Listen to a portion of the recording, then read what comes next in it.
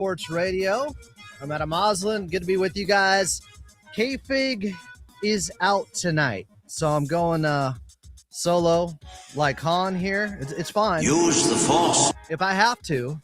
A lot to get into. We got two guests, not one, but two, coming up in the very next segment because I've been talking about it the last 24 hours. I wanted somebody else's perspective on the Clippers and the investigation going on by Pablo Torre, and there's another investigation going on by the NBA and the law firm that they hired, which we don't know about their findings with. Well, I want to ask Law Murray of The Athletic about exactly that because, you know, he's one of those people that I actually trust, and I do have trust issues, but Law Murray will not lead you astray. We'll get into that later this hour. I think, and this sucks that Kevin is not here for this. I'm missing him so much.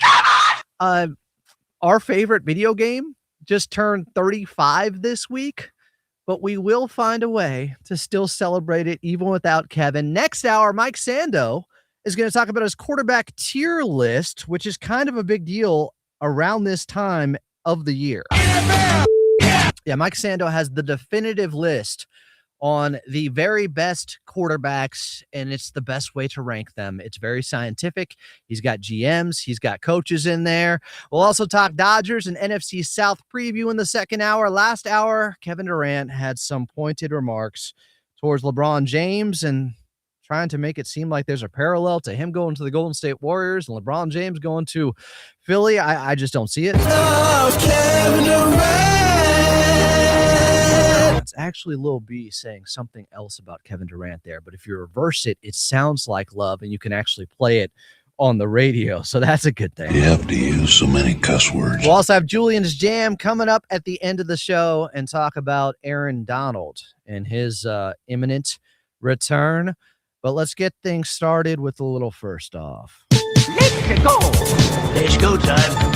Let's rock. First off. Is the NFL changing? And by changing, I mean going back to the age of running backs when guys were putting their heads down, lowering their helmet, running for 3 yards in a cloud of dust or a cloud of some other smoke if it was Ricky Williams running the ball there. Like, are we going to see Earl Campbell-like runs again where you're using your helmet like a battering ram and putting it right into the defender's solar plex, weaponizing it to push forward for that first down or goal line run? I mean, those were the days where the game was won in the trenches by the running backs who dared to run between the tackles and attack those gaps out there. That's not sexual? Where you had to be fearless, knowing you were going to take a beating in the first half, but you would earn those running lanes that would loosen up later in the fourth quarter because of it.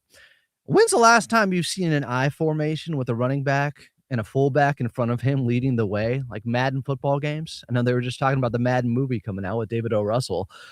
We used to love running the ball out of the I formation and the pro set, at least in video games.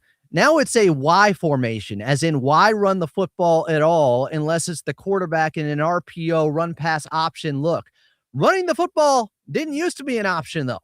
It was a necessity. It was how you wore out your opponent and sealed games with a seal here and a seal there, as Vince Lombardi once said.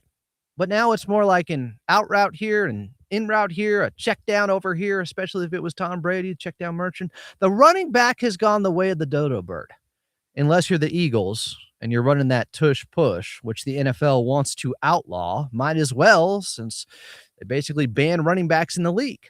A position that has been more marginalized than margarine after doctors told us to go back to butter as the newest study contradict the last one. Don't quote me there, but I even miss the butter fingers of Ernest Biner or Tiki Barber.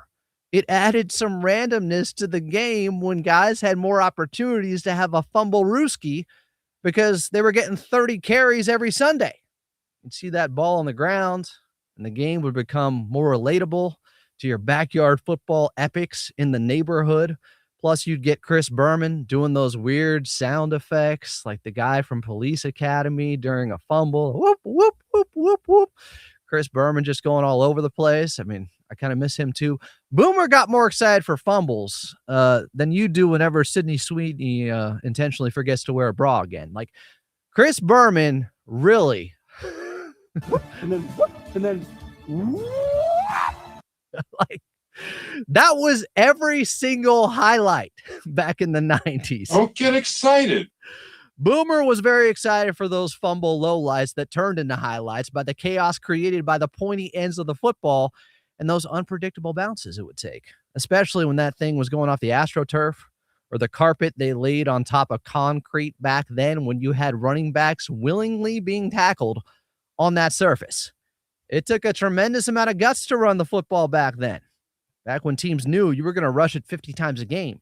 Nowadays, they know you're going to pass it that much, sure, but they don't let you hit the quarterback anyways, so I don't find it that heroic. I can be your hero, baby. Like guys throwing from clean pockets or flopping if a defensive end grazes them with his fingernail, that is not heroic to me. It's not as physical of a game. I'm sorry. I'm an old head in this way. I may cape up for the NBA all the time. I don't buy the old heads there saying scoring is only up because of the rule changes and the freedom of movement and lack of physicality. I think it's because, guys are much more skilled in the high-level shooting with a minimum of 3 shooters out there on the floor in today's league that has spaced the floor and has led to more scoring, more threes. It was earned through the skill level going up. I don't feel like that with football. I think not being able to touch a quarterback has emboldened teams to pass more. I don't think it's all scheme and quarterbacks just being better. If you look at career passer rating numbers, everyone in the top 15, they're all modern players. Like, that's not guys magically becoming better quarterbacks. That's a league that has protected its biggest money makers, of course, with roughing the passer rules. That has castrated defenses from going after quarterbacks like they used to. Lawrence Taylor, Deacon Jones, they aren't playing in this league. They're not having the same success, at least. They would be neutered. Their violence would be blunted by the NFL shield that is basically put in front of quarterbacks, leading to wide open passing attack offenses and Sean McVay disciples running the entire league. So, why did I start this segment asking the question if running backs are in fact back? Pop quiz, hot shot. Because it pleased me to see the other day that not just one, but 2 elite running backs got paid. That actually happened this week. Jahmyr Gibbs with the Lions, Bijan Robinson with the Falcons. Wait a second here. Running backs are being valued again and aren't easily replaceable after you use them up on their cheap rookie contracts? Like, what year is this? Jumanji meme. Do you believe in time travel? Are we wearing slap bracelets and drinking Crystal Pepsi? Is must-see TV still on Thursday nights? Is OJ still remembered for being a Hall of Fame football player, not a murderer? Like, forget Sidney Sweeney. We're back in the 90s, and you're touching yourself to Yasmin Bleeth and Barry Sanders and Jerome Bettis highlights. Jahmyr Gibbs and Bijan Robinson, they aren't being tossed aside by their teams at the ancient running back age of 24. Thank goodness. Instead, they're one-upping each other with 3-year deals worth $67 million and $68 million with over $50 million guaranteed. And I guarantee you these guys are going to run the rock some and catch it because running backs are multi-purpose backs in today's game. Took Christian McCaffrey out there, the white running back, to help revolutionize the position and show just how capable these guys are and how good they are. Okay, so it's not exactly the smash mouth football I was yearning for and longing for earlier, but it's something seeing 2 elite backs not get thrown out with yesterday's trash just because they were already 3 years in and there may be a little tread off the tires. But damn it, they can still run it. They can still make quick, explosive plays and cuts out there. Run, bitch! Run! They are not Emmitt Smith on the Cardinals yet, okay? Just because both of them touched the football 350 times last season, it is not over for them. Pay them their money, please. Pay that man his money. That's all we're asking. Pay that man his money. Let him run free. Win with power over finesse. Win with a running back instead of a hybrid quarterback that is a QB who's a threat to run. That's different. But I know Goff shouldn't be running over Gibbs, and Lord knows whoever wins the QB battle in Atlanta, you got one guy coming off an ACL, another quarterback in Tua coming off possible CTE passing decisions from running it too much earlier in his career with the Dolphins. Neither of those guys should be running it over Bijan Robinson. But be careful what you wish for here, Adam. You may like the aesthetics of teams that run the ball more. And the Seahawks, actually, they were third in rushing attempts last season on their way to winning the chip. So it works, but is it actually more dangerous to players because it's more violent and a violent brand of football? I don't know. I'd imagine there's more bodies on bodies and piles of players during run plays than pass plays, which means more car crashes out there that could have long-term effects on players' health. We just saw CJ2K, Chris Johnson, being diagnosed with ALS. And I got to say, shame on Michael Strahan getting that interview on Good Morning America or whatever cookie cutter, zero controversy, it's all smiles and rainbows over here program. And it was. Michael Strahan, if you're going to interview a football player who is diagnosed with ALS, you might want to have the slightest bit of journalistic integrity and ask him if he believes that football played a role in his affliction. I know you got a trademark gap tooth. Did you have a gap in your memory too? Just forget to ask. Now, he pushed back against those that criticized the interview, saying, well, I'm the one that got it. You didn't. Okay, you got it. What did you do with it? Did you do what you should have done with it? Did you ask the tough question? If he's your friend and you don't want to ask it, okay, then don't do the interview, or do it and understand the criticism that you're going to face. Those are the rules. If you get great guests but never challenge them or ask a tough question, what exactly is the interview worth? Shouldn't we know if a guy that we loved watching run for 2,000 yards, see if he believes that football contributed to ALS or not? Like, couldn't that be informative to parents or players so they can make a decision on playing the game with more of an understanding of what the risks are? Of course, there needs to be more research. It can't just be whatever CJ2K says is definitive on the connection or not, but you have to at least ask the question. Like, maybe sit out the next interview or go do another Magic Mike movie, Strahan. Like, this one's not for you. Anyways, prayers up for CJ2K, and long live the running back position being appreciated and respected like it was this week. This was a win for those who love the modern tailback, even though it's different. And we love telling tales of when running backs ruled the NFL, because for some time they really did. I know they rarely get MVPs anymore.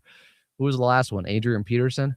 Something like that. And I actually might have given it to Peyton Manning that year, but I think he got Offensive Player of the Year. Okay, so maybe I've also been poison-pilled thinking that quarterbacks do all the work. It's not true. And again, Seattle, they ran the football. They won the championship last season. I'm just glad to see running backs making a bit of a comeback here, and the best of them getting paid at historic rates, because that's how it works in every sport. While some of you are mad, well, this guy's not the best running back ever, Bijan Robinson, why is he the highest paid? Oh, now it's Gibbs. Well, because salary cap goes up, and the next best elite guy is going to be the highest paid at that position. You know what else goes up? Inflation. So I'm not sure if they're comparable, but these guys earned it. And I think it's good for the NFL overall, but I do have my concerns. And that was some of the news this week involving running backs. Coming up next here, I got to get to my guy. I need him. La Murray of The Athletic is going to join us, because I've been talking way too much, as this is the biggest story maybe in sports over the last 24 hours regarding the Clippers and what has happened with Pablo Torre's latest in the investigation. This was part 13 that he just hit on the other night. And yes, I've watched pretty much all 13 episodes on Pablo Torre Finds Out. This one I found to be a little bit more damning, possibly incriminating. And you know I work for the Clippers, but I have to be honest about it. This was much more convincing than what I had seen in the past from Pablo Torre. The one about Rhode Island FC didn't land with me. This one, this most recent one, it is concerning. We'll see how concerning it is, though, coming up next with La Murray of The Athletic. I'm Adam Oslin. No K-Fake tonight. Solo here on FnA on Fox Sports Radio. NFL fans, you know, this is a starting point in a long season. You can breathe that sigh of relief. Let it out. Yeah, that's good, big guy. NFL training camps are here. Let's go show it. It's you, it's us, and the NFL on Fox Sports Radio. You've probably heard all those ads for life insurance. Just a few dollars a day, apply online in minutes, no medical exam. Simple, easy, and cheap, right? Now you're thinking, maybe I should get a quote. Well, smart thinking. Everyone should have life insurance. But here's what they don't tell you. Those few dollars a day rates, they're for young people in perfect health. That's why everyone calls Big Lou the 50 to 60-year-old not-so-perfect candidate. Like you. You take prescription meds and you're overweight. Winner, fried chicken dinner. Well, Big Lou works with life insurance companies that want people like you with no surprises after you apply. In fact, if you're a 50-year-old guy with a few health glitches, Lou could probably find you $1 million of term life coverage for about $200 a month. So yeah, you need life insurance. But unless you're young and healthy, you gotta call Big Lou because he's like you, older, heavier, and on meds too. Get a quote right now at 800-511-3535, 800-511-3535, or biglou.com. Tyler Reddick here from 2311 Racing. Game night's fun until someone spends 5 minutes lining up one shot.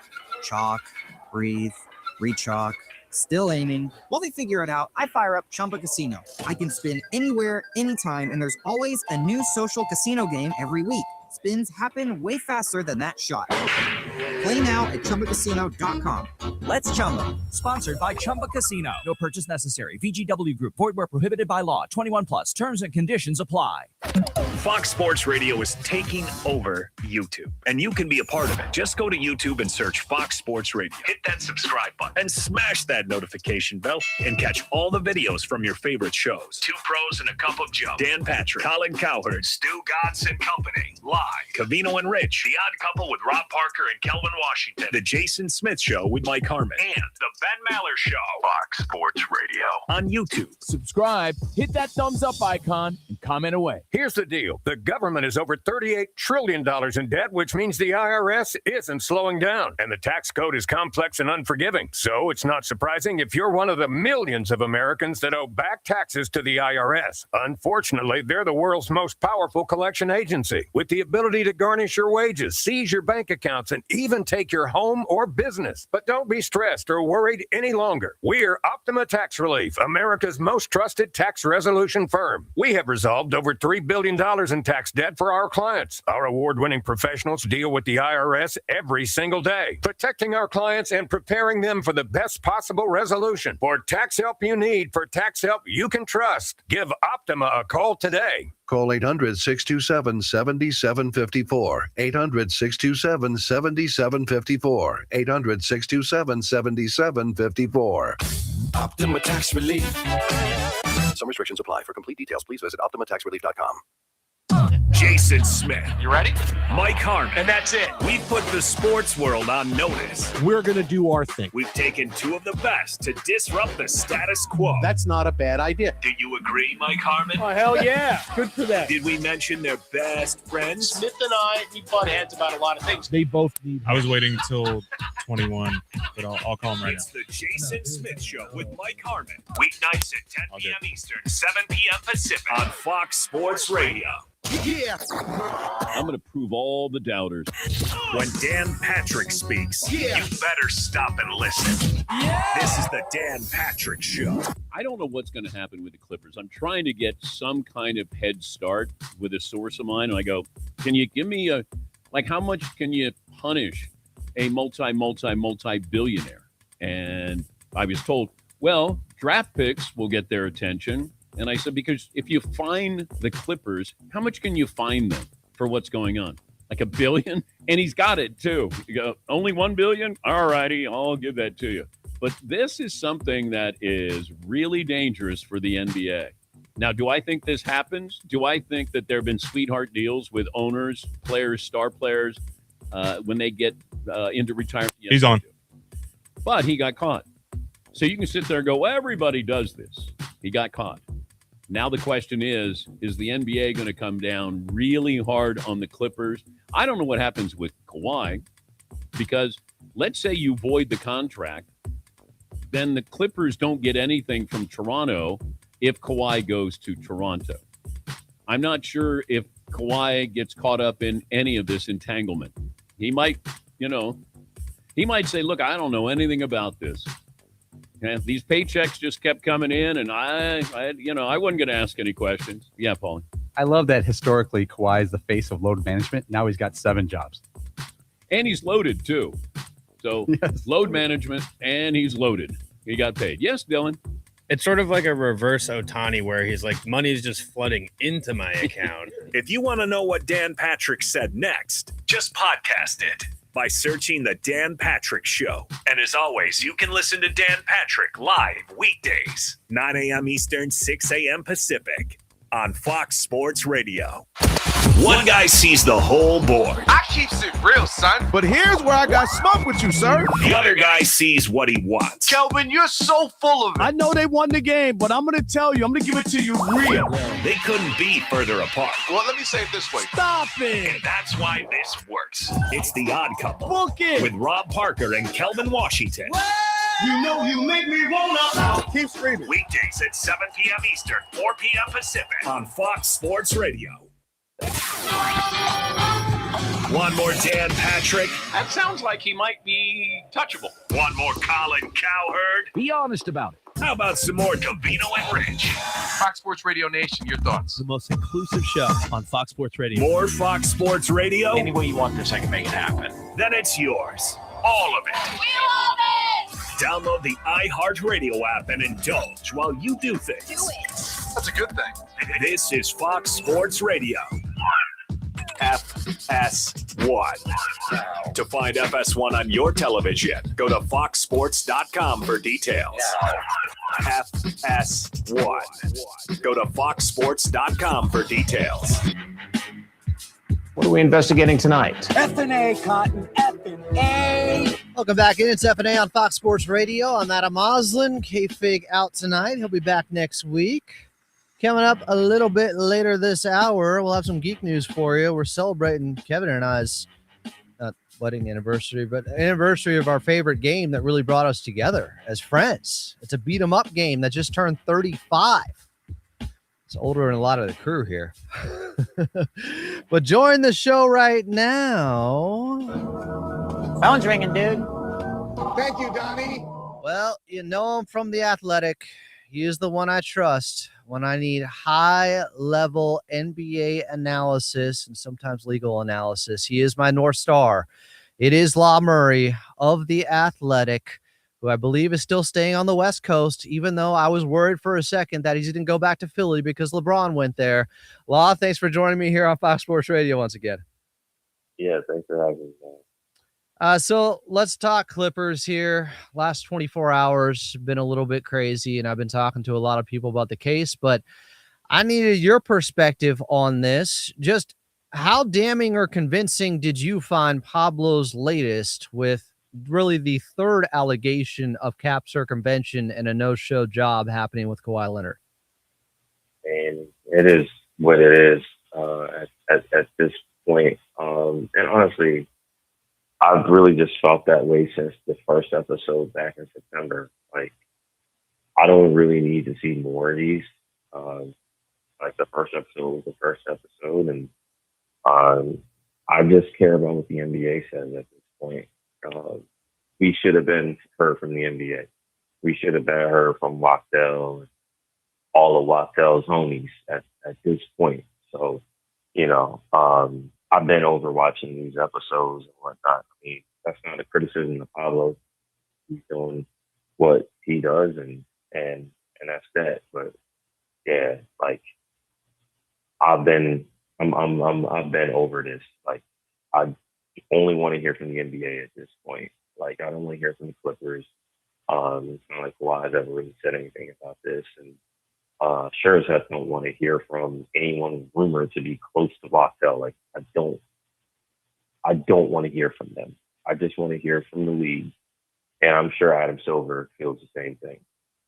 Do you think because a lot of people consider this another bombshell report from Pablo Torre that this could force the NBA's hand to making a ruling sooner here, even though we don't even know if the investigation is wrapped up?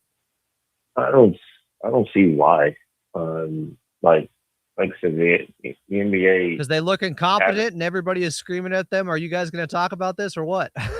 That's the thing. It's like the NBA is in a place where Pablo's running circles around them as far as, it's like when a DB is going up against a poor route runner at wide receiver and an interception happens, and we look at the replay and we say that the DB ran the route for the receiver, right? Like, that's where we're at, and we've been at this place for a while. Like, this investigation could have ended, or we could have had our results and everything. And like, there's nothing stopping Pablo from pulling receipts. He can do this for the next 5 to 10 years. He may actually want to, but like, if he wants to, it's like, that's really what's happening. Is I was telling Amy Lawrence earlier tonight, I was like, man, this is like trapped in the closet. Like, longer the summer goes on, it's like another episode, like, bro, like, how many layers can you get to? That's where we're at. The difference between trapped in a closet and this investigation is that this investigation is supposed to be over and it's still not. So I just am like, I don't even know. I don't see how the NBA is like correlating this with Pablo's coming out with. Like, what are y'all doing? What's the timeline? Actually, don't even tell me the timeline. Just hit me with a random, here's a 100-page document explaining our findings, and we'll go from there. You can just see Adam Silver screaming, I'm fighting for my life out here. Law Murray is our guest here, talking about the NBA's investigation and Pablo's investigation on the Clippers and Kawhi Leonard. Do you accept that it's an independent investigation? Pablo seemed to be laying the groundwork with one of his more recent episodes with the former head of the NFLPA, I believe DeMaurice Smith. And it seemed like he was laying the groundwork to say, well, if the verdict doesn't go his way, he'll just say it wasn't an independent investigation to begin with. Is that how you feel? I mean, I think I've said this before, and I've talked about this recently.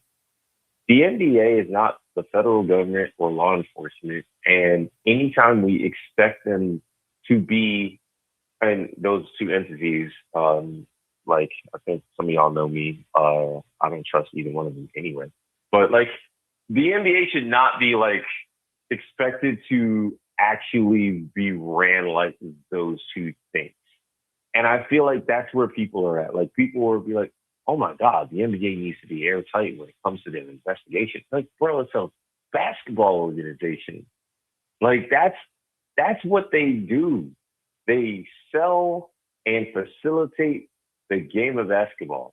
Now, they have this collective bargaining agreement with all these articles in it in order to not have people reasonably cheating and not trying to get over.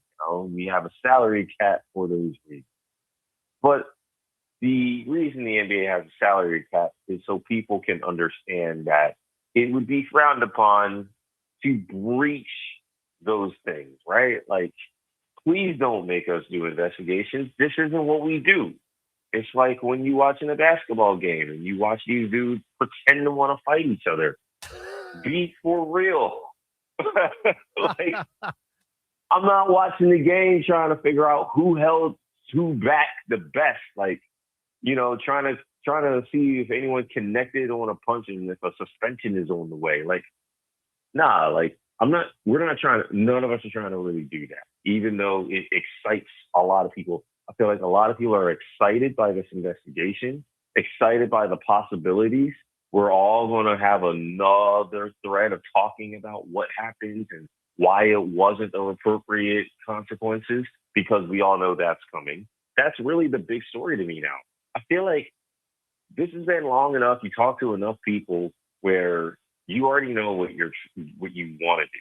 Your issue is you're trying to make sure that you find something that the Players Association accepts and the owners accept, primarily Steve Ballmer. So that's the impasse right now. That's the conflict. No one wants to talk about that. I think Pablo, he can kind of say whatever about, like, oh, I don't think the NBA is taking it seriously. Like, I mean, but Pablo's a little biased. It's an investigation. So, again, not really trying to hear about that part of it.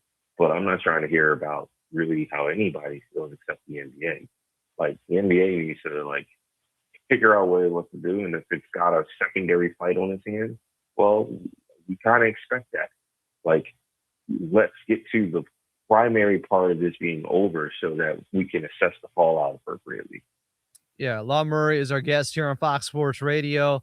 Law, and speaking of the consequences, what's your understanding based upon the CBA bylaws that state, okay, they could fine them up to $7.5 million. They could suspend an owner for a year. They could void a contract.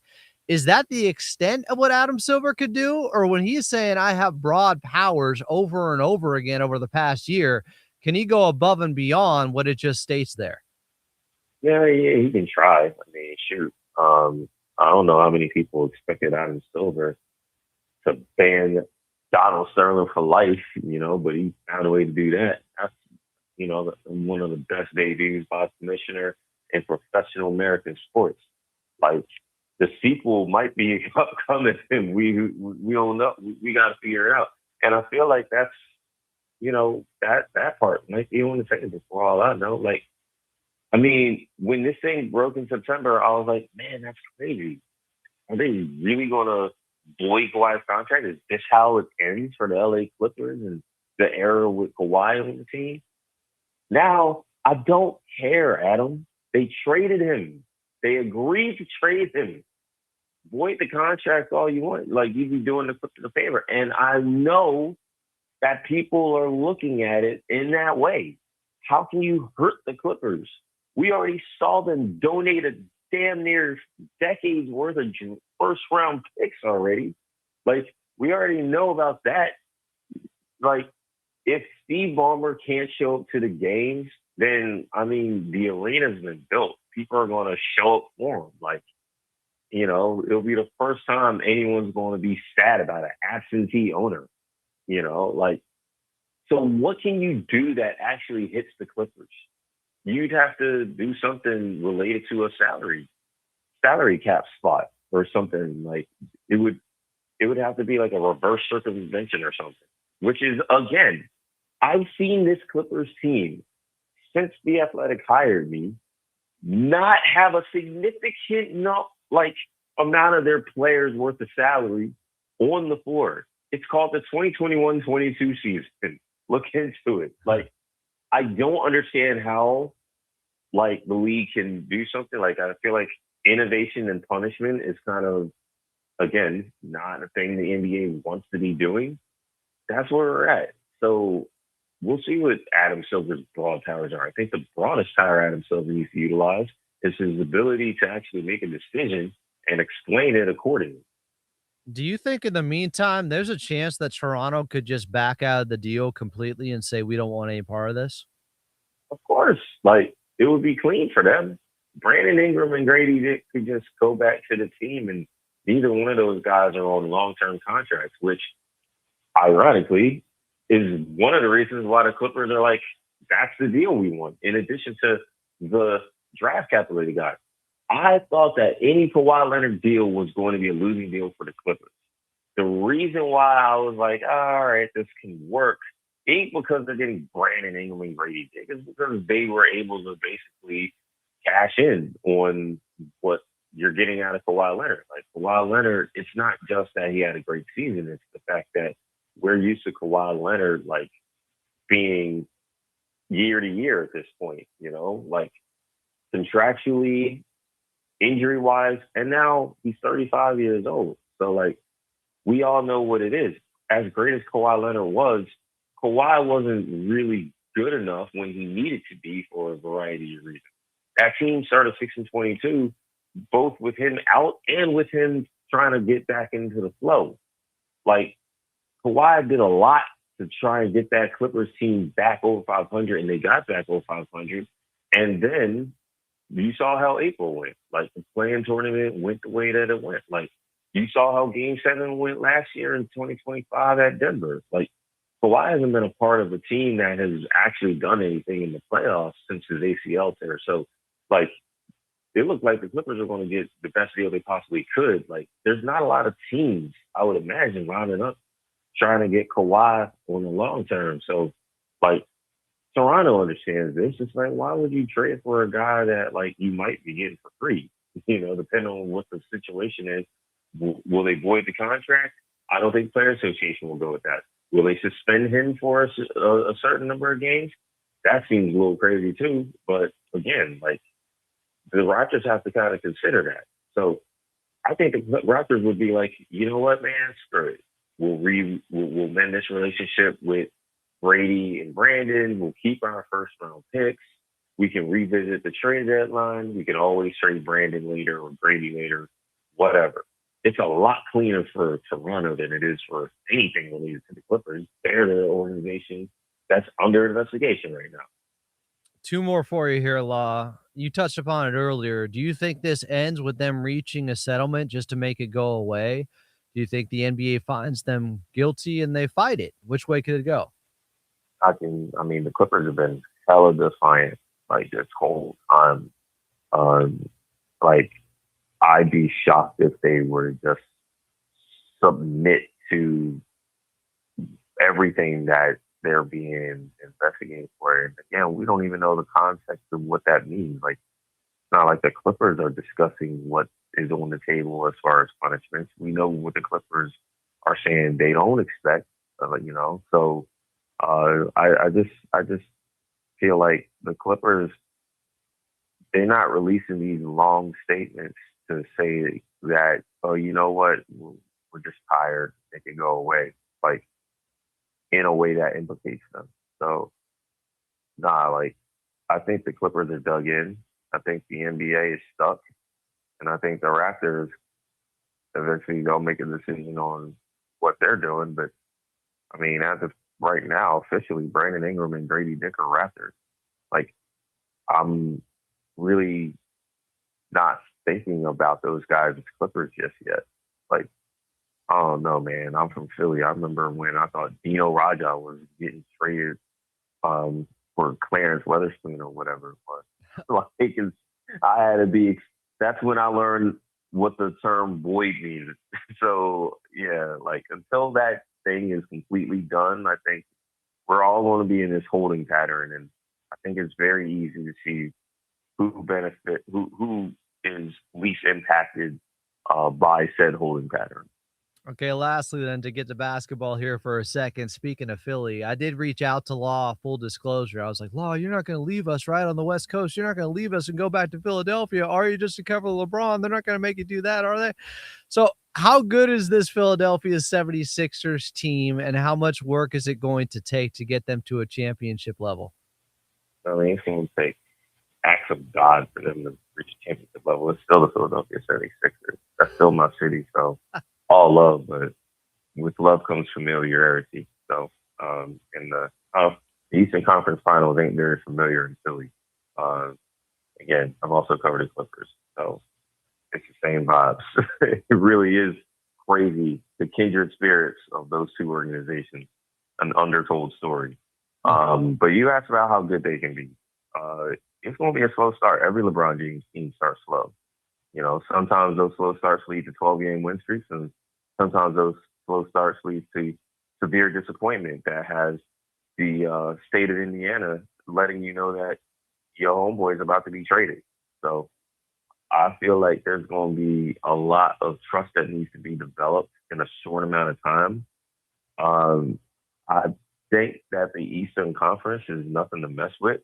Like, that conference is going to be incredibly compelling. I'm more interested in the East and the West for sure. I'll tell you that much.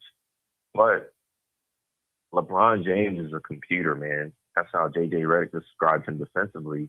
And that's not to say anything about his offense and what he's going to be able to do. I love Tyrese Maxey as a teammate. He's a great individual player, but that dude has been raised in circumstances where he's got this great, EQ, man. And I think that's something that LeBron James gravitated towards. Like, LeBron is going to get to do LeBron stuff, and he's going to be hooping with dudes who are, on one end like, they're going to be thrilled to play with him. And on the other end, you got guys who are going to be motivated to get the very best out of their abilities, Joel Embiid and Jaylen Brown. Like, I think Jaylen Brown is going to commit to playing the kind of defense that he wasn't playing as much the last 2 years. You know, like, he doesn't have to expend the energy offensively to take pressure off of a bunch of limited dudes. Like, it's the complete opposite. I think you'll get a great version of Jalen. I think you'll get a great version of Tyrese. BJ's in year 2. It's going to be Joel, who's the big swing factor as always. I think LeBron's he knows how to get through a regular season, both physically and mentally. So I think that team has a very high ceiling, but that doesn't lend itself to them being like this juggernaut during the regular season. That's for sure. Well, if you didn't notice, La Murray's got his own supercomputer as well when he's analyzing basketball. He's got that NVIDIA chip. Stock is up. Follow him at La Murray, the NU. He's the reason I subscribe to The Athletic. La, appreciate you, man. Thanks for doing this late night here on Fox Sports Radio. Thank you, Adam. Coming up next here, we got a little bit of geek news for you. After getting into all that Clipper stuff, I got to cleanse the palate here. A little bit concerned over the last 24 hours. I'm not sure Law made me feel any better. We will talk about Kevin and I's favorite game ever, maybe, kind of, sort of. It's at least one we played together a ton and bonded over. Kevin's out tonight. I'm Adam Moslin. It is FnA on Fox Sports Radio. Watching us on YouTube has never been easier. That's absolute fact. From the show clips It's on. to the live shows that you love. There's something for everyone. Fox Sports Radio on YouTube is for you. Yeah. Check it out now. It is a no-brainer. Come on now. Just search Fox Sports Radio on YouTube. Hey, why not? Drew McIntyre here from WWE. Wielding the Claymore can be a life of chaos. When I'm not dominating in the ring, Chumba Casino is how this warrior takes a wee break. With hundreds of online social games and new weekly releases, there's always something fresh to try. And those daily boosts, next level. Even my free time feels like Valhalla. So when life feels like a battle, kick up your feet, have some fun, and let's chumba. No purchase necessary. VGW Group. Void where prohibited by law. See T's and C's. 21 plus. Sponsored by Chumba Casino. I'm David Ortiz. When I lost my mom, she was only 46. And I lost my dad to cancer. It was the worst pain I ever felt. It made me think, what will happen with the people I love when my time is up? That's why I have life insurance. Ethos makes it easy. It's all online, take about 10 minutes, and you can get up to $3 million in coverage. Get your free quote at ethos.com/game. That's ethos.com/game. Paid testimonial. Time spent on application may vary. Online health questions required.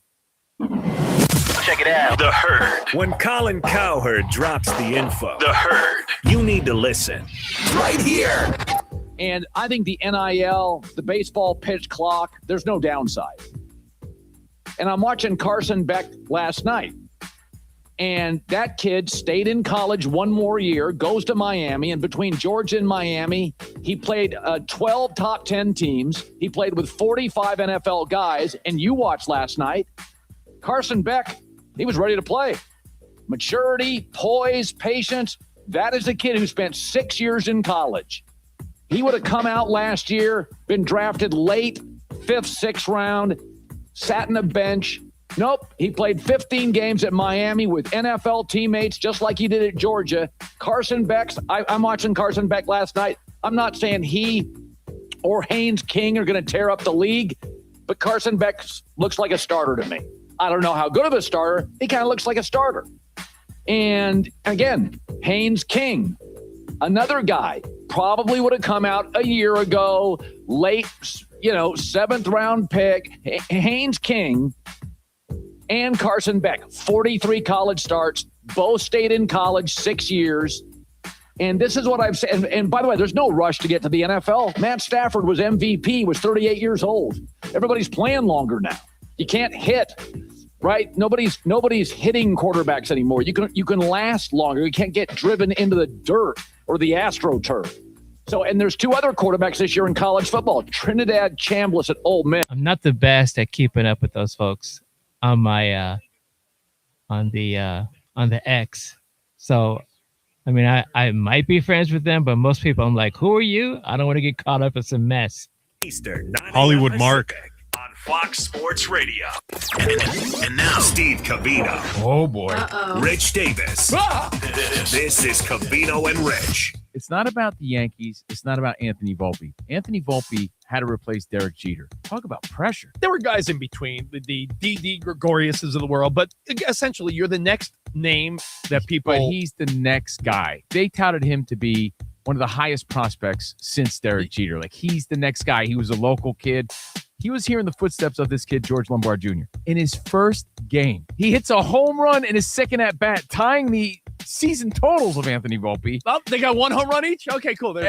Man, he puts on a show. So it is about seizing the moment. Like, you can't complain if you're... Will a wave file be life. fine, or you want it as an really MP3? Got an opportunity. You just chance. blew the chance. You had your chance. You had your chance, and you blew it. Cavino and Rich. Weekdays at 5 p.m. Eastern. All right, I'll save it 2 as p.m. an MP3. Pacific on Fox Sports Radio. This is Stu Gatz and Company live. The audience wants this. You're listening to Stu Gatz and Company live. We've established that the Brewers were too good Yes. to add Scuba because it would just mess everything up. I understand why the Brewers wouldn't do that. There's no point in doing that. They're not trying to win. They might stumble into winning a World Series. There is no reason to trade for Skubal, a 2-month rental, give up all those prospects, and then eventually when the season's over, he's going to be a Dodger. And you have no guarantee, because baseball's a funny sport, of winning a World Series because you get him. But what do you mean by they're not trying to win? Because they're the exact team that I would say they're not going to re-sign them, so might as well take the rental and win a World Series. I would say if they were trying to win, they would have given any amount of prospects, because you have a window right now to win a World Series, to go get Skubal and prevent him from going to the Dodgers and bolster your staff. Didn't do it because they know they can't sign Skubal once the season is over. Stu Gatz and Company live is right here. Weekdays, 3 Eastern, noon Pacific on Fox Sports Radio. The great thing about us is, hold up, when you want us, Be loud. you got us. Be proud. We're all over the place, and I mean all over. All right. Like streaming 24/7 on the iHeartRadio app, on YouTube. FSR on YouTube. Every show has its own page. We got podcasts coming out of our... It's every day, and you've got to maintain. I think so, When yeah. you want us, What's going on? What are we doing? you got us. Thank you very much. I listen to you guys every day. Thanks for being part of the family. On That'll be Fox fun. Sports Radio. FS1. To find FS1 on your television, go to foxsports.com for details. FS1. Go to foxsports.com for details. I love the Power Glove. It's so bad. FnA, Cotton. FnA. Welcome back in. It's FnA on Fox Sports Radio. I'm Adam Moslem. Thanks again to Law Murray for joining us in the last segment and giving us the deets, the details on everything happening with the Clippers and Pablo Torre's investigation, and when is the NBA's investigation going to conclude? We don't know, but it looks bad on the part of the NBA currently. Coming up in just a little bit, Mike Sando will be here, who, I mean, he wrote the book on ranking quarterbacks. He has his annual quarterback tier that was just released this week. You may have seen him with some big time shows like, I don't know, Colin Cowherd, and this one, FnA on FSR. But before we get to him, Bill Nye, the science guy. Nerds. Nerd! What is a nerd? Lone Gunman. We're playing D&D tonight. You want to come? Gangsters, what's up, guys? Beekman's World. Don't be jealous that I've been chatting online with babes all day. Just keep your power gloves off her, pal. Brace yourselves, gentlemen. so I think my favorite genre of video games growing up is the beat 'em up genre, the brawler genre, the side scroller beat 'em ups. If you don't know what that is, look up Double Dragon. I was raised on that S. And it's not Bimmy, it's Billy and Jimmy Lee. And yeah, Marion, the girl, gets punched at the very beginning, and they go and chase after the guy with the Tommy gun. And it's one of the greatest openings to anything in the history of the universe. But it started there for me. Then you had Ninja Turtles, the arcade machine. It was 4-player. Oh, that's so cool. I wasted so many quarters on that. But was it really a waste? No. The Simpsons arcade machine, both by Konami. Same with this one, the X-Men arcade machine, which actually had a version of it that was 6 players. Yes, double screens. They made it work somehow. It was a lot that they put into that. Welcome to Die. And Magneto says, welcome to Die, because it was badly translated from the original Japanese version. But then, what about the home consoles? Well, we had some good ports and some bad ports here and there. The NES had a pretty good version of TMNT, the arcade game. That worked. There was a Double Dragon version that came out for Sega Genesis that was pretty true to the arcade. Final Fight, it was only one player when it came out to the Super Nintendo. Sega CD had one that was two-player. And Final Fight for Super Nintendo was going up against this game with the music you're hearing right now on the Sega Genesis. And Kevin and I, both Sega guys. Sega! That Sega thing, that little intro, took up a lot of megabytes on the cartridges. Sega! But the game I'm referencing would be Streets of Rage. The original came out August 2nd of 1991, and it blew our minds. Not just because the cops were actually fighting on your side in this game. Sorry. Coming straight from the underground. No, they were backup. But it was two-player, simultaneous, co-op mode, side-scroller brawler, and it felt like an arcade game with the graphics and just the moves and the arsenal you had to work with. 2. I was always Axel. Grasshopper. That was my favorite move. It just felt right. It felt like when you punched a guy and you pressed that A or B button, like you were really hitting him. And that was even without the Sega Activator pad. But it just turned 35. And so I wanted to show it some love. And Kevin's out tonight. And maybe I shouldn't have done it because, you know, he'd love to talk about this too. But we'll have it again next year. We'll be able to celebrate it. And there was some cool stuff and some good game facts regarding Streets of Rage. Like this, the music you're hearing in a 1991 interview with Beep Mega Drive magazine, the game's composer, who's well known, Yuzo Koshiro, stated that he started writing the music for the game at the end of 1990. He often went to dance clubs. And at that time, the scene was moving on from the Eurobeat to a new trend. Minute. You're hearing that house music right now. Because Streets of Rage was a beat-em-up game, he wanted the music to be energetic and exciting. Initially thought about writing a rock soundtrack for the game. However, then he first tried using house music in the game. It all clicked. Some people have the music for this game on vinyl. I'm not kidding. Especially Streets of Rage 2, my personal favorite. Video game sequels often work out. They keep the good stuff. They discard the 30. Original game. They only make improvements. But between Axel and saving Adam in the first game, and then in the second game, you got Skate, who's on rollerblades, and Max, who's bigger than the biggest bosses out there, including Mr. X. It's just beautifully done. Blaze, shout out Blaze. But yeah, Axel's my guy. 10. Shout out Kevin, missing him tonight. I'm Adam Oslin. 5 seconds. Up next here on FnA on Fox Sports Radio.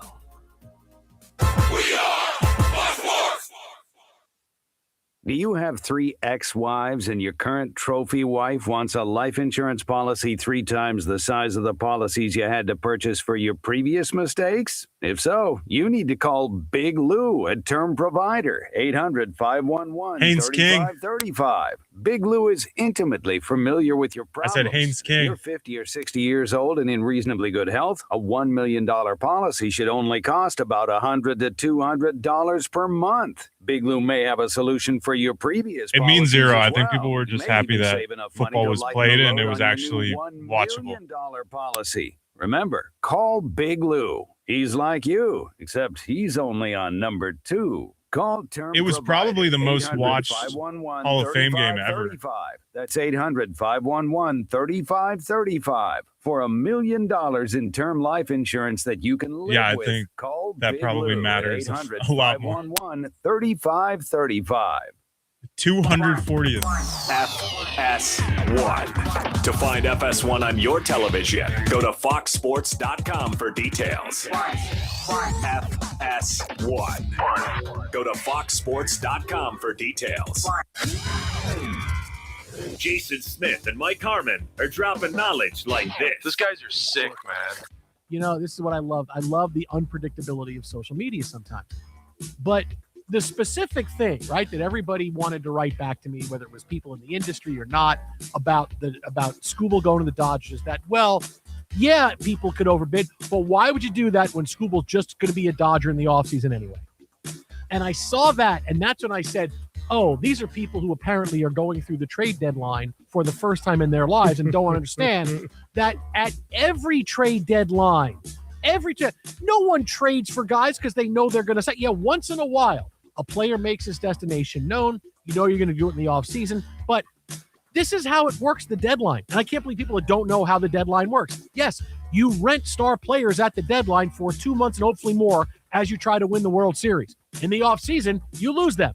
That's every trade deadline. It's prospects for star players. Mm-hmm. Nobody trades for a star player going, well, we're only going to do this if we can sign him in the offseason. Freddie Peralta is going to be a free agent in the offseason. If he goes 9-1 for the Rays down, which you know he is, if he goes 9-1 down the stretch, guess what? Someone's going to give him a lot of money, and the Rays are going to lose him. The Rays went into this deadline going, okay, we want Peralta for the next 2 months and whatever it is after that. We're leading the AL East. Right? We know we're not going to keep him, just like all these other teams know, whether it's an Adley Rutschman or whoever else it is. Yeah, these guys are going to hit free agency. This is how you rent people at the deadline. But I feel like everybody just wanted to be mad at the Dodgers that the Dodgers wound up. To get the rest of what Jason Smith and Mike Harmon said, podcast it by searching The Jason Smith Show with Mike Harmon. And as always, you can hear The Jason Smith Show with Mike Harmon weeknights at 10 p.m. Eastern, 7 p.m. Pacific, right here on Fox Sports Radio. Right now, the Dan Patrick Show. Dan Patrick. The thing that surprises me is what Alabama used to be. They'd run the football. They ranked 124th nationally in rushing yards last year. And the recruiting class for 2027 ranks 32nd. The schools in front of Alabama for recruits for next year include Minnesota, Vandy, Kentucky, Cal, and Georgia Tech. You could see where, man, do you need a good season. And I think Alabama could start out the season maybe 8-0 if I'm looking at the schedule correctly. But for Kalen DeBoer, now this is what happens. You'll get what's his buyout? You'll probably hear that. If they slip up early in the season, he is owed $67 million. The Dan Patrick Show. Dan and the Danettes and you. Weekdays, 9 a.m. Eastern, 6 Pacific on Fox Sports Radio. Ladies and gentlemen, it's Colin Cowherd. Outspoken. I know it's uncomfortable and nobody wants to talk about it. It's the Herd. This is the Herd. That's what this is. Man of the people. People don't want Socrates or Aristotle. They want a guy. Oh, did I mention outspoken? I'm sorry, guys, but unpopular opinion. Rivalries are overrated. It's the Herd with Colin Cowherd. Listen every weekday at 12 p.m. Eastern, 9 a.m. Pacific. Wow. Right here on Fox Sports Radio. FS1. From first things first in the Herd to your sports teams. FS1 has what you need. To find FS1 on your television, visit foxsports.com for details.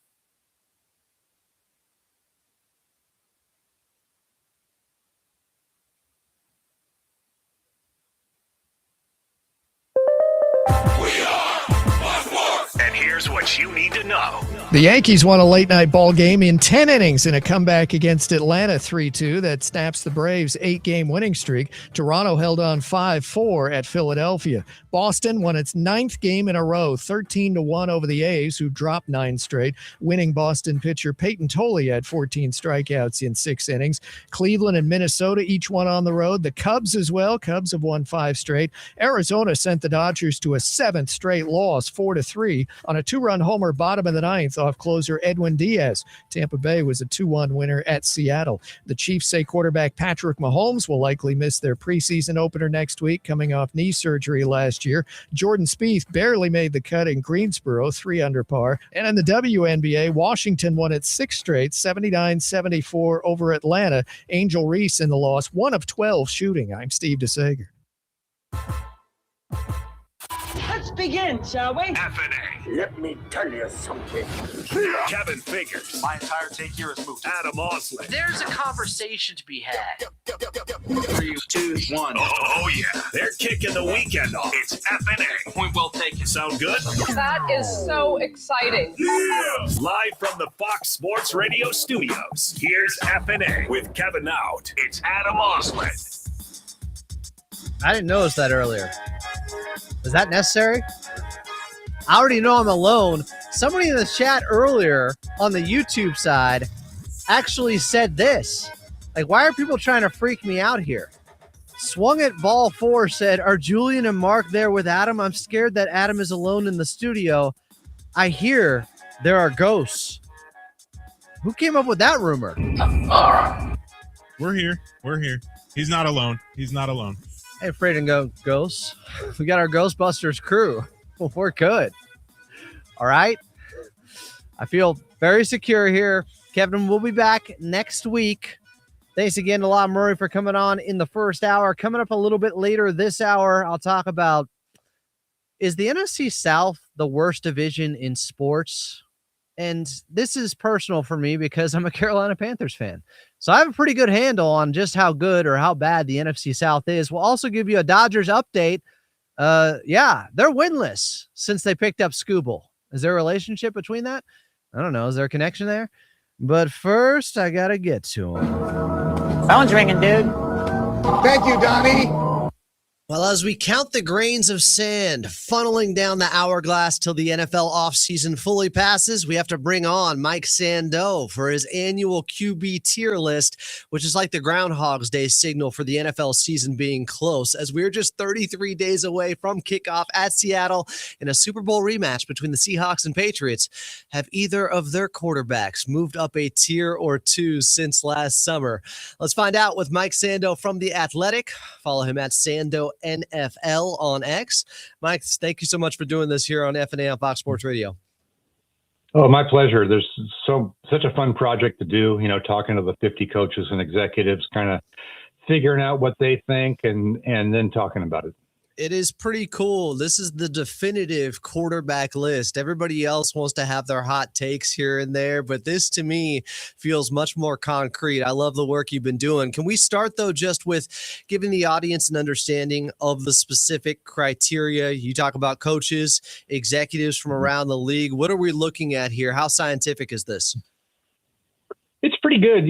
I think you have to have criteria to focus on something. I'm a Hall of Fame voter too, and I've really said, like, if you can't answer the question, what's your criteria for a Hall of Fame player or receiver, whatever, then you haven't thought about it enough. And so I think I started doing this in about 2014.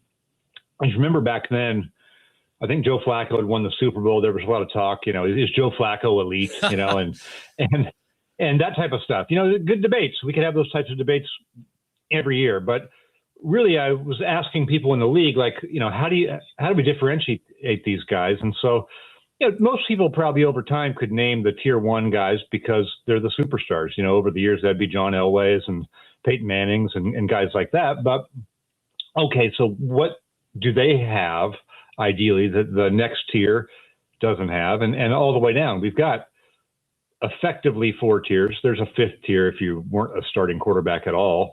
But if you're in that top tier, you're really you can carry your team every week, not just some of the time. You're the focal point. You can expertly handle the pure passing situations. And what that means is when both teams know we got to pass the ball, it becomes very hard. Right. And can is the defense nervous when you're in that situation, or is your offense more nervous, right? And we know if you had to throw it all the time with a bad quarterback, you'd be very nervous on offense. The 3rd tier is really probably a solid starting quarterback, but think like Andy Dalton during his time with the Bengals. If everything's right around him, he might be kind of a Pro Bowler, but you're not really sure if you could go very far in the playoffs without having a super special team, maybe the all-time great defense. That quarterback is going to be protected with the defense, the run game, that sort of a thing. So if you're in the 4th tier, think of like Jacoby Brissett.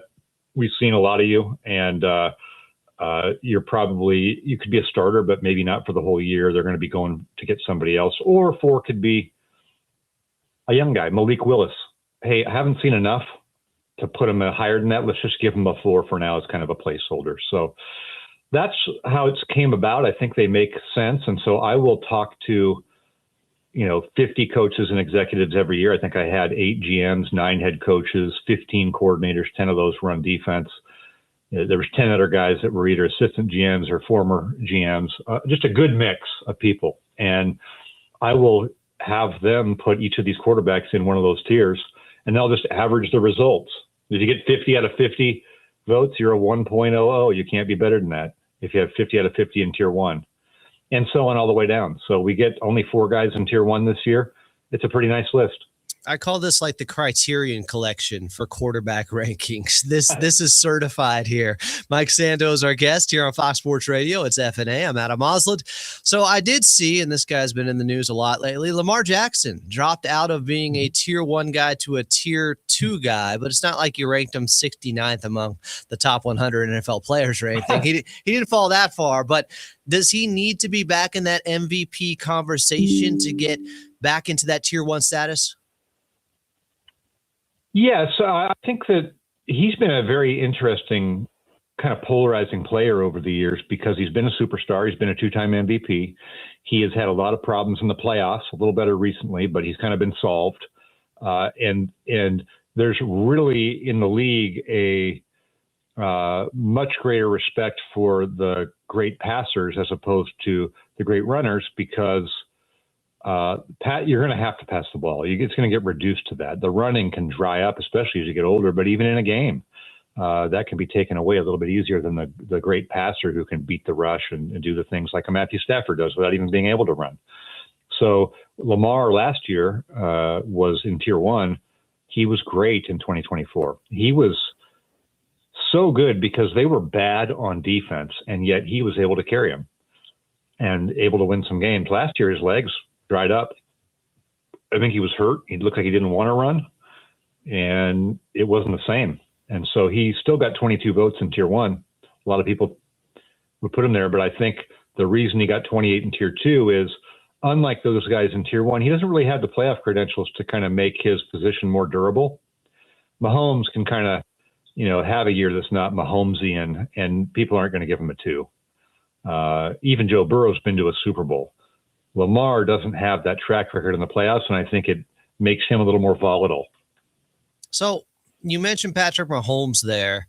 Is he in danger at all if he has another quote-unquote pedestrian season for his abilities where he throws for less than 30 touchdowns of dropping out of that tier 1? Could you see that happening at some point, especially coming off the ACL? I think that there would be an erosion to where instead of like this year, you got 1 tier 2 vote out of 50, maybe it's 6 or 7, then you get 12, 13, 14. I don't think he's going to be the type of guy who drops off into tier 2 right away quickly, unless there's a catastrophic injury or something that makes him be super limited. And with Joe Burrow, I know a lot of Lamar Jackson fans were upset seeing him in tier 1 and not Lamar there. You mentioned he's been to a Super Bowl. He's obviously a prototypical pocket passer in there. Is that the rationale? What he does plays better in big games in the playoffs? I think so. There's just more respect for the great passer. Now, people will say Lamar's a great passer, but I think he's a good passer when he has to throw it. If you had to, play the way that Burrow plays without being able to really threaten the defense with the run. And by the way, they have a great run threat also with Derrick Henry. I don't think it would look as good as it does with Burrow, if that makes sense, in Cincinnati, where he has great weapons, but they don't even try to run the ball, let alone have a good defense. Mike Sando is our guest here on Fox Sports Radio with his quarterback tier list. I read that it's the largest amount of quarterbacks in the second tier since you started the survey about 13 years ago here, Mike. So does that mean quarterback quality of play is up with that many guys in the second tier? Well, it's also a smaller number of tier 1s. So I think Lamar Jackson and Justin Herbert at the top of tier 2 are guys who've been in tier 1. So if we put them into tier 1, you'd have a little bit bigger tier 1, a little bit smaller tier 2. But this shows with 13 in tier 2 and 4 in tier 1. And by the way, the top of tier 3 is not bad with Bo Nix, and CJ Stroud's up there too, pretty high in that, that that at least half the league has somebody who's real viable, and some of the guys that are lower, it's too early to tell. Tyler Shuck, Cam Ward, some of those guys still could be really good. So, the complexion of the league has changed at quarterback in this way. It's a lot younger. That tier 2 has a lot of young guys in there. Drake May, Jordan Love, Brock Purdy's even still pretty young. Caleb Williams, Jaden Daniels. Those guys have not been around a super long time. And I think that's encouraging that there's some of those guys up there, because the league lost the Phillip Riverses and Matt Ryans, a lot of guys like that, let alone Tom Brady, Drew Brees going into the Hall of Fame now. Even the Eli Mannings of the world who drifted away, it's being replaced a little bit with young guys. You brought up Justin Herbert there. We saw him canoodling at practice with his fiance and Madison Beer recently, and he's in that tier 2 currently. Is it just as simple as the lazy narrative of we got to see him do it on the big stage finally? With him, I do think it's at what point do reasons become excuses? And I think if there's enough reasons year after year of, hey, his offensive line was terrible, the defense was bad, the coaching was this, the special teams were that. I think at a certain point, we're getting to that point where more people are going to be like, I don't want to talk about those things. I just want to see some results. So, Herbert, 19 votes in tier 1 is pretty good, but 3 votes in tier 3. I mean, he's the highest ranked guy to get any tier 3 votes. So that's telling that some of those guys are starting to lose the patience with it and just want to see some results. Of the guys that are in tier 2, we talked about Herbert, we talked about Lamar Jackson. Who are some of the other guys that you could see making that big leap into tier 1 this season? I think it's Drake May. I think it's Caleb Williams and Jaden Daniels. Those would be the 3 young guys who have shown enough so far that you say, okay, they've got a chance. It doesn't mean that I think they're all going to get there. I would be surprised. I'd probably be surprised if any of them made it into tier 1 after this season, but it wouldn't surprise me if they kind of got into that. Some of them got into that Justin Herbert range where you're getting, 19, 20 tier 1 votes. I could definitely see that. What was the evaluation like with somebody like Sam Darnold, who's always had all the talent? He was seeing ghosts back with the Jets. He's taken the circuitous route to eventually become a Super Bowl winning quarterback, but performed at a really high level. Obviously, in the NFC Championship game against the Rams, wasn't the Super Bowl MVP, but at least showed a lot of that promise that we knew he had and possessed the talent there coming out of USC. Is that somebody who is one of the quick risers when it comes to executives and people watching him, because he's starting to confirm what we all believed about him? A little bit, but Darnold came into the bottom, lower probably half of tier 2. He's tied with Baker Mayfield, another guy who's kind of salvaged his career. I think in the case of Darnold, yes, people liked him coming out, and even with the Jets, he was in my survey 2 years when he was with the Jets, and he was in tier 3. It wasn't like people hated him or thought he was, going to be really bad. Now that he's had 2 years of really what looks like really good play, you get into tier 2, but you're not really going higher because people realize in Minnesota, as in Seattle, great defenses. Sam Darnold played well, but really wasn't asked to carry the team. He could do it in stretches. He could do it in doses, which is kind of the definition of a tier 2 player. So do I think that he or Mayfield are going to, have a chance to go up high towards tier 1? I kind of don't think so. I think we can see that they can be effective players and you can win with them. You could even win a Super Bowl if you're good enough on defense and run the ball and some of those things. But, you really wouldn't want to do, go all out, play Joe Burrow ball with them either. Another guy, I thought he was a little bit polarizing with the voting, including a first place vote. I don't know if that was Liam Cohen or what, but Trevor Lawrence, he ended up at near the bottom of tier 2, below Sam Darnold here, but he got 26 votes in tier 2, 23 in tier 3. Almost feels like he's in a little bit of no man's land or at the crossroads of his career with a lot to prove here. How was the evaluation process with him? I think people thought he was a one talent coming out, and then they realized that he doesn't have the consistent accuracy to really be with those top guys. And so he is sort of, I see him as a tier 2/3 guy, and he's going to be in the low 2 world when it's good around him and he's got a good coach and it's rolling a little bit. And when it's not, which is going to be some of the years, he's going to regress and be at the bottom of 3, but he's kind of the same guy. I don't think anyone, even though one person gave him a tier 1, I don't think most people feel like he's going to get there. Has there been a significant drop off with Jalen Hurts in these QB tiers over the years?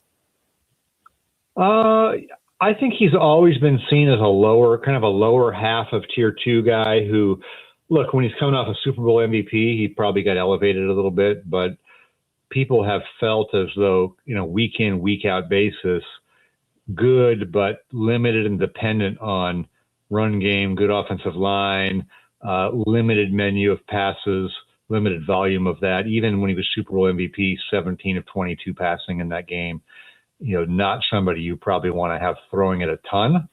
So that kind of hurts him. And then it's fallen off a bit around him. I think they've had with their offensive coordinator, and people are just kind of, give him his due a little bit, but I think there's real questions about, I personally have questions about how long he's going to be their starting quarterback. I don't mean in the next year or so, but are they going to do another deal with him? I would be curious to know that. I was a little bit surprised Daniel Jones was as low as he was, just because that offense and the way they started. And I know he had the Achilles tear, but he was having a career resurgence, no doubt about that. Is it just body of work? You got to see more from him before putting him higher? Daniel Jones, yeah. Well, Daniel Jones, I think he's not, he played well in that system, but was starting to get solved as the season went along, and he was tailing off even before he got hurt. Then he gets hurt. I think people will use him as a test case of, hey, you can go from a really bad situation to a really good situation and you're going to look better. But he's still not seen as somebody who's going to be a high tier 2 and just consistent enough passing the ball, putting it on his shoulders. And now you take with the Achilles. I don't know what that means for his mobility coming back, but he's always been a pretty fast guy, and that's helped him as well. Did have the nickname White Vic at times, I believe. Bryce Young, my quarterback, is a Panthers fan who I've been out on at times. When he got replaced by Andy Dalton, maybe that lit a fire under him. Maybe that was exactly what he needed. And he had a very good second half to last season, and they almost took out the Rams in that playoff game. How much momentum does he have going into this season, and in terms of how people are looking at him? I think people see him as someone who's going to be right there in that tier 3 range, and maybe he can push higher into tier 3. But physically, there's still some limitations that you're going to deal with his size, and he's going to have great weapons around him, which they've done a pretty good job of stocking those guys up. So I think he's salvaged his career from somebody who looked like he was going to be on the way out to, looking like he can be a starting quarterback. Now it'll be interesting to see how much they want to pay him. I think that'll be fascinating, because usually when you draft a guy and he's successful, they end up going to the top of the market, whether you like it or not. Kyler Murray, Trevor Lawrence, Tua Tagovailoa, all those guys got paid by the teams that drafted them. I don't know that those were good decisions, and I'm not sure it would be with Bryce Young either. Yeah, speaking of Kyler Murray, my final question for you here, Mike Sando, our guest here on Fox Sports Radio.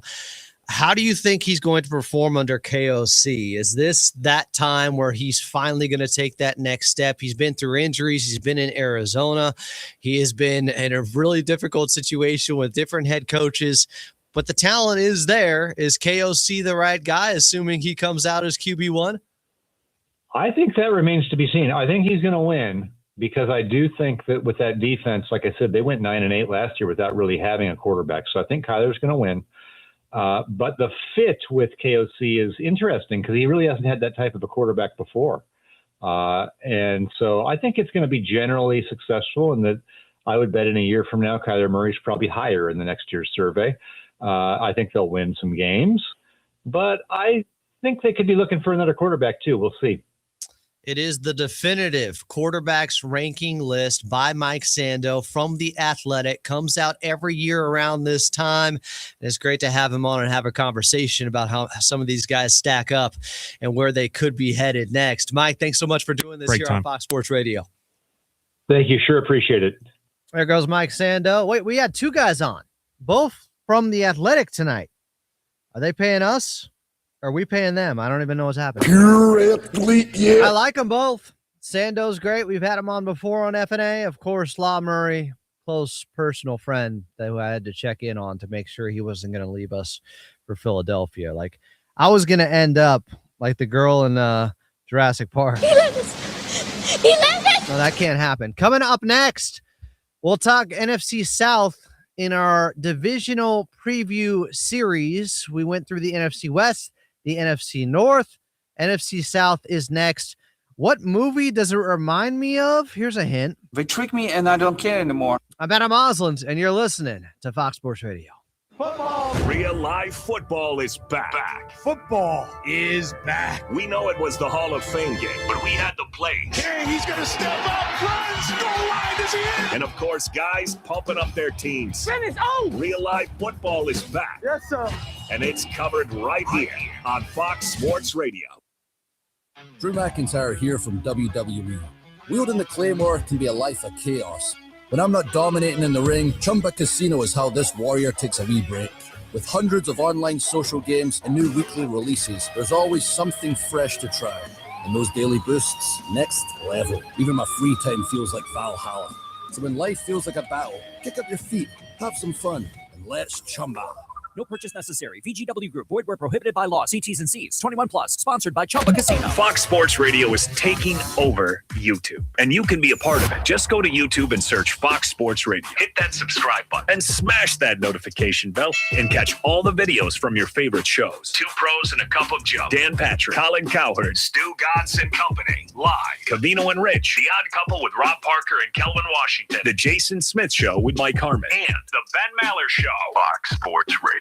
On YouTube. Subscribe, hit that thumbs up icon, and comment away. Here's the deal. The government is over $38 trillion in debt, which means the IRS isn't slowing down. And the tax code is complex and unforgiving. So it's not surprising if you're one of the millions of Americans that owe back taxes to the IRS. Unfortunately, they're the world's most powerful collection agency, with the ability to garnish your wages, seize your bank accounts, and even take your home or business. But don't be stressed or worried any longer. We're Optima Tax Relief, America's most trusted tax resolution firm. We have resolved over $3 billion in tax debt for our clients. Our award-winning professionals deal with the IRS every single day, protecting our clients and preparing them for the best possible resolution. For tax help you need, for tax help you can trust, give Optima a call today. Call 800-627-7754. 800-627-7754. 800-627-7754. Optima Tax Relief.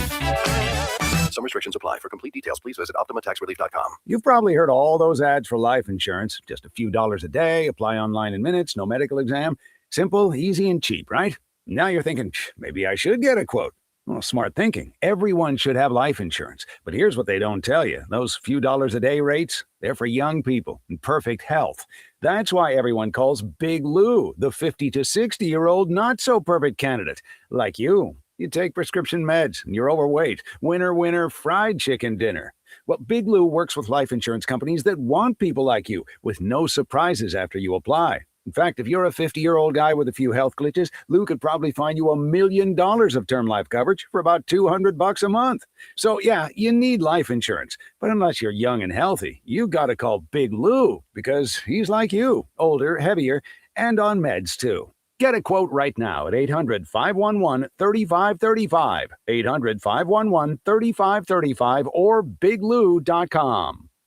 Hello there. Two Pros and a Cup of Joe, putting the more in mornings. I don't even know what that means. No one knows what it means, but it's provocative. Jonas Knox. How you doing? I'm Jonas from Champion Roofers. I'm here to check out your leak. Brady Quinn. LeVar Arrington. Now that's a teammate right there. Can you think of a better combination? I can think whatever I want. That's what I thought. It's Two Pros and a Cup of Joe. Weekdays at 6 a.m. Eastern, 3 a.m. Pacific on Fox Sports Radio. Here they come! Oh, louder! Louder, please! What's that sound? This is the show that has two pros and a cup of Joe. Who is Joe? LeVar Arrington, Brady Quinn, and Jonas Knox. All right, so let's have this conversation. Jason Light, the GM of the Tampa Bay Buccaneers, he's got a couple of issues. One of them is Vita Vea. The other is Baker Mayfield. Baker Mayfield wanted a long-term deal done before training camp. It didn't get done, and so he had comments, I believe, last week about it not getting done, and says he's going to ball out, and the price tag's only going to go up, so on and so forth. So Jason Light, the GM, spoke yesterday at training camp, and he talked about the negotiations with Baker and then also the potential of the franchise tag next year. We love Baker. Our feelings for Baker haven't changed. You know, the franchise tag is a tool. It's an option. It's not, necessarily something you want to plan on doing, but. So, franchise quarterback he thinks he is, and potentially they're going to get the franchise tag. I don't see him going anywhere. Why would you make a commitment like that knowing that the potential of having a new staff is looming? I think that's what makes it such a tough spot to be in, is that how do you make a decision on your quarterback if you don't know what you're going to do with your coach? I don't know why you're trying to fire Todd Bowles all the time. I'm not trying to fire him. I'm just telling you how I see it. No, and I can see that. I definitely can see that. I think it feels like they're holding down the fort because what's hiding or lurking behind the scenes is ownership.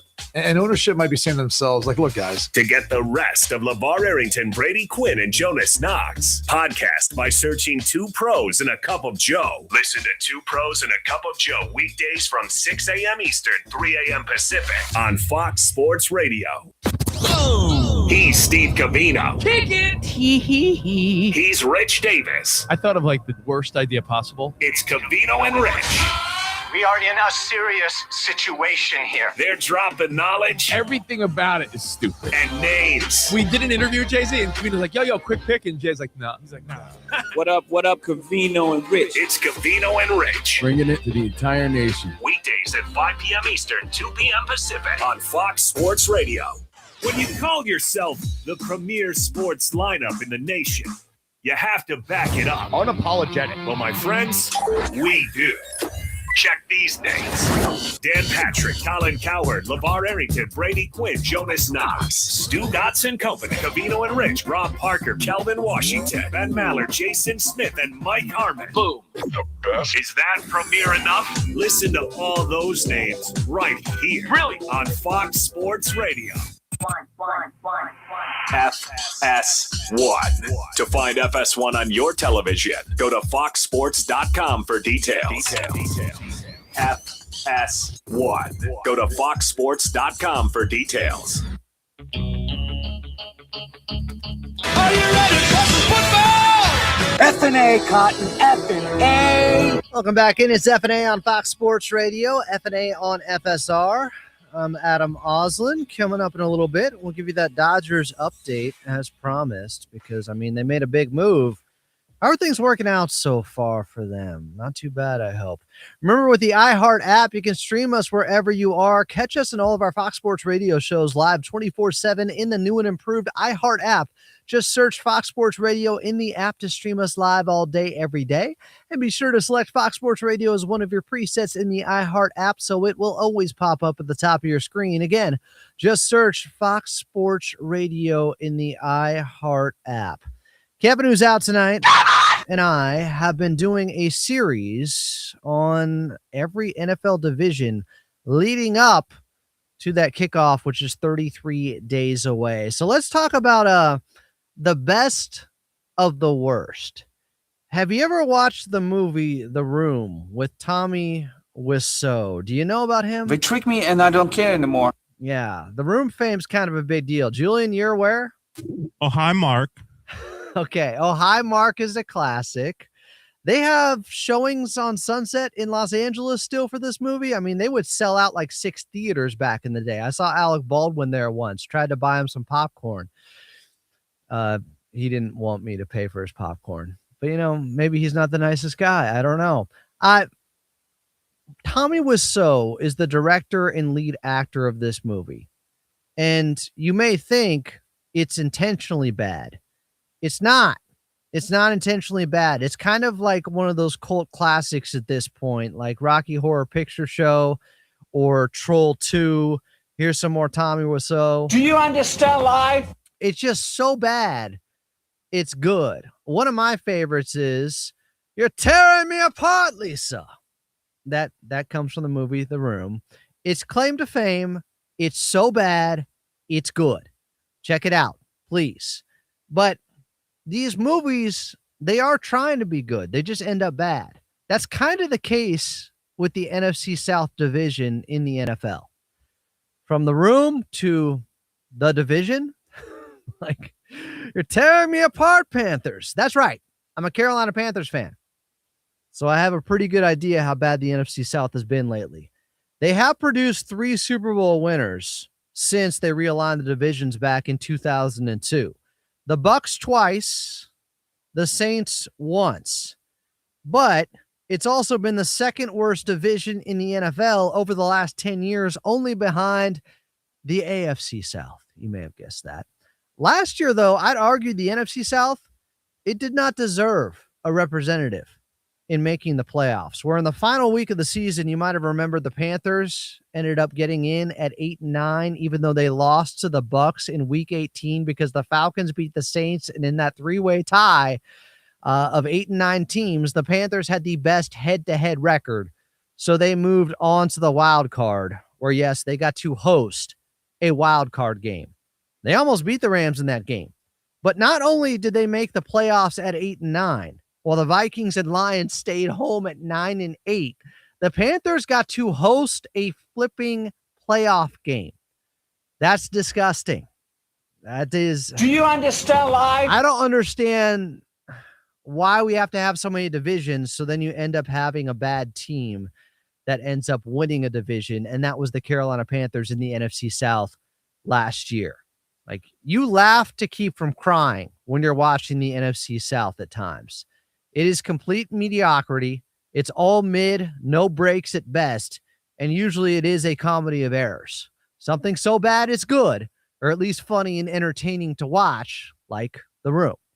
And I expect more of the same this season, especially since the Panthers, they've gotten injured in training camp, key guys. And by the way, Pat McAfee, I heard him say the Panthers had a great season last year. No, Pat. No, they didn't. They were the best of the worst. A great year should mean like you were a contender, but came up short. They were 8-9, and they only made the playoffs because of the ineptitude of the rest of the teams in the NFC South. Come on. The competition was bad. We got to be honest about it. I'm a Carolina Panther fan. I'm admitting it. I'm also admitting that Nick Scorton, their second-year linebacker, who's now out for the season with a torn ACL. Somebody get a body bag. That's not good for them. They were going to put him next to Jalen Phillips. That was their big offseason pickup. That hurts. And then the rookie out of Tennessee, Chris Brazil, he hurt his LCL. Oh, my knee. He's on the IR. So the defense was looking better. They got another weapon for Bryce Young or Haynes King to help them evaluate how good Bryce Young really is. And now Brazil, he gets hurt. They do have Devin Lloyd, who I like that they got at linebacker from Jacksonville. I think that was a good move. He had 5 picks last season for them. But they look like another, 8 to 10 win team this season.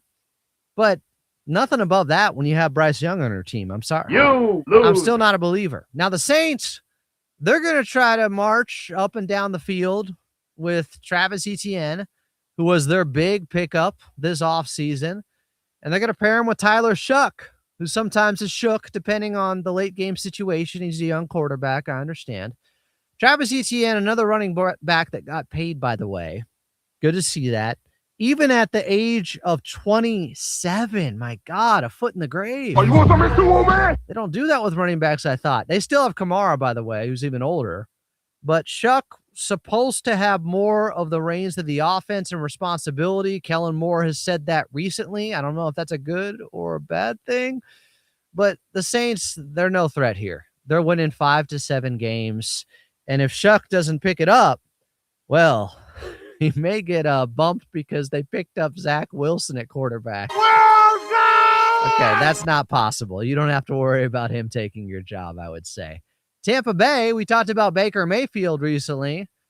I don't know if his talk about not getting the contract has him more motivated. He seemed to act like it, but they are currently the odds-on favorite to win the NFC South. Never tell me the odds. Not the Panthers.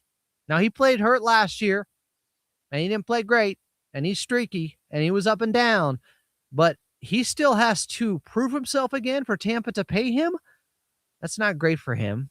I think he's going to be able to pull it off. I don't know. I'm just rooting for him. I really don't know what's going to happen there. But the Baker, is ironically likely cooked himself without Mike Evans, who went to San Francisco. He's missing his best target, his safety valve. Just throw it up. Hey, Mikey, he likes it. He likes to catch footballs. He's going to be a Hall of Famer, Mike Evans. I don't know how the Bucs are going to be able to just be consistent on offense without a weapon like that, but he's getting up there in age. But Baker, he's got a lot riding on this season. Lastly, the Falcons, they don't even know who their quarterback is, and their options are so bad, it's good. It's like choosing between Troll 2 and Tommy Wiseau in the room. They trick me, and I don't care anymore. One guy doesn't have an ACL. The other likely has CTE, and Michael Penix and Tua Tungo turn the ball over, whatever the joke is. It's sad, really. I worry about both guys, and I feel like they probably shouldn't be playing football anymore. And Penix, I'm not kidding. He has torn his right ACL twice, his left once. The scary situation going on with Tua and the head injuries. What if he's missing the part of his brain at this point that would help him reason through why he shouldn't be playing football anymore? That's my concern. He doesn't have that decision-making process left. I fear for the guy. I really do. I'm not kidding. It's scary. I also fear for anyone going into this season thinking the NFC South is going to be very good. It's not. It's going to be bad. Do you understand life? Do you understand the NFC South? Do you understand life? It's thrown me for a loop many times. I know producer Julian here has some thoughts on where this division is going.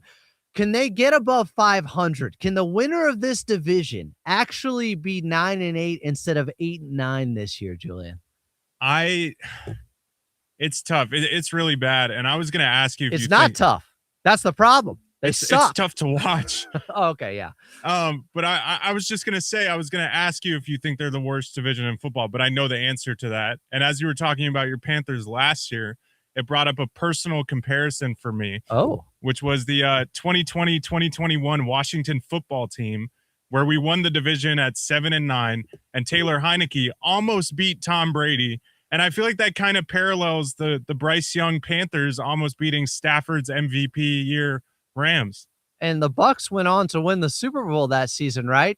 Yep, that was the year they won the Super Bowl. And we had hope for a minute, and then we were stuck with Heineke starting after that, and I wanted to rip my eyes out for a long time. Did you drink some Heineke's when you were watching him? I actually kind of liked his game. He was kind of gritty, He was doing the most with what he had. But I do remember that game hoping that they were going to beat the Bucs and Tom Brady. I was on your side. He's a fun underdog story, but I think reality hits when he's your starting quarterback. And I think there's a lot of pressure off. He could just play free when he came in that game and no one had seen him. This is a undrafted guy from Old Dominion. He was probably pushing 30 at the time of that game. There wasn't really pressure. He was playing with house money. And then once he became the starting quarterback, I think all of our fan base realized, oh, this is a cult legend, but he is not a good quarterback. It reminds me of a Case Keenum type or a Ryan Fitzpatrick. Remember when he finally got paid and then all of a sudden he lost his superpowers? That happens to some guys. The pressure is on. Now you have to perform and live up to the contract, or at least live up to being the starting quarterback that they chose. Brock Osweiler. Sorry, that's another one. Brock Osweiler's a good one. Who was he? 6'7", coming out of Arizona State. The pressure is on Baker Mayfield in this division to perform this season with the money on the line. I root for him.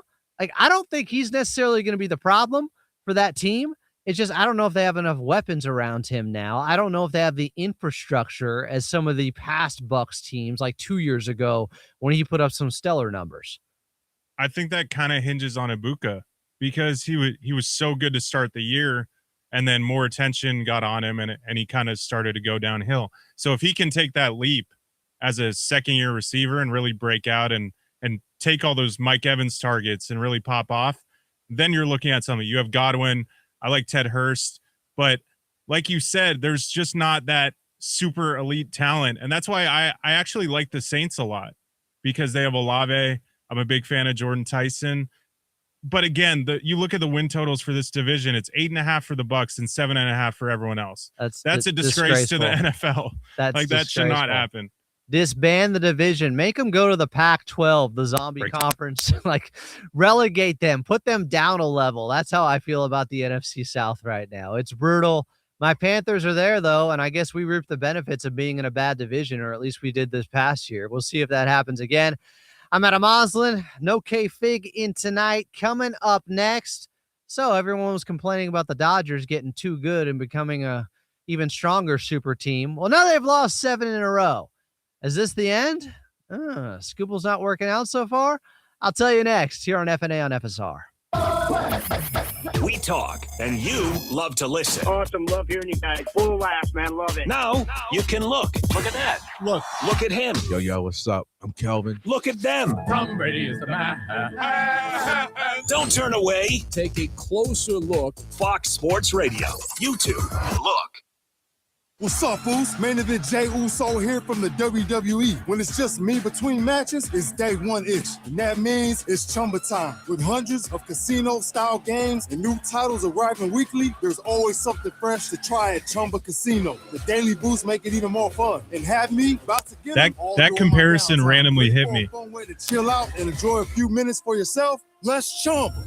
No purchase necessary. Heineke? VGW Group. Void where prohibited by law. See T's and C's. It was close, but seriously, the year after having to rotate him and Wentz my husband Ryan died. was. We never thought we'd ever. Thank God for Jaden, but the unexpected because happened. With Ethos, signing up was fast and 100%. You can get a quote we traded. in seconds, apply in I remember I minutes, was and at get Villanova same-day still. coverage. No I was in medical my exams, speech and class, you can get and up we to $3 traded a million third worth for of Wentz. And I coverage. looked at my Great phone and quote, I just sighed. Get your free I was quote like, can we just bottom out?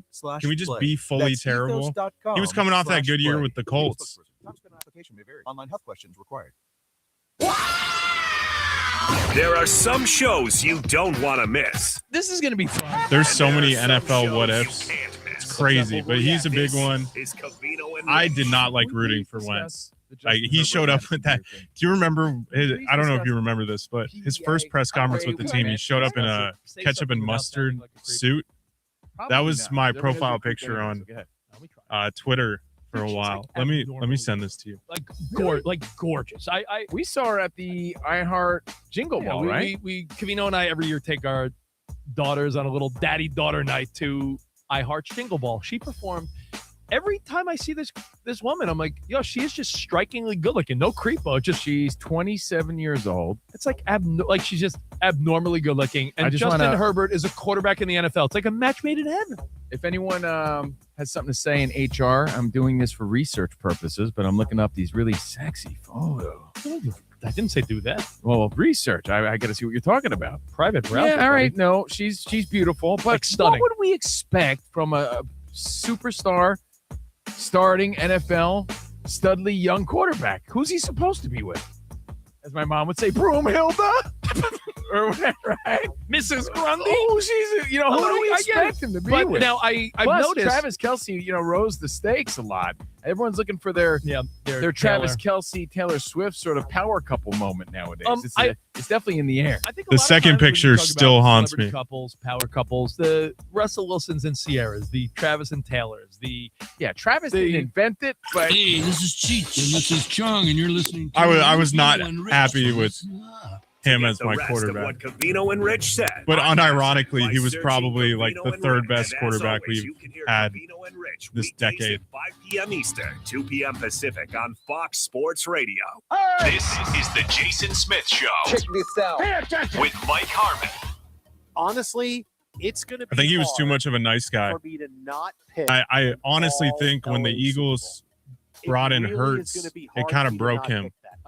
Because that was the wake up. That's like, oh shit, like I'm not that guy anymore. In football to that team, look out. But The Chargers, if their offensive line is Who do you healthy, think is the craziest? I don't know that they need Any anything sport. else in a wide Len open Bias? AFC. The Chargers, this is a really, really good team. They had everything they needed last year, and then two of their best offensive linemen got hurt, and things got a little bit more difficult for Justin Herbert. We talked about Mike McDaniel coming in. The work he does with Justin Herbert this year, he knows is what's going to get me a head coaching job in the NFL a year from now. You're listening to Jason Smith with Mike Harmon. Weeknights. He shouldn't have won MVP that year. 7 p.m. Pacific on Penny? Fox Sports Radio. I liked using Penny in 2K. That was This is The Odd Couple with Rob Parker and Kelvin Washington. Jared Goff, and I know that's your quarterback there, Kelvin. Quarterback. But he's overrated.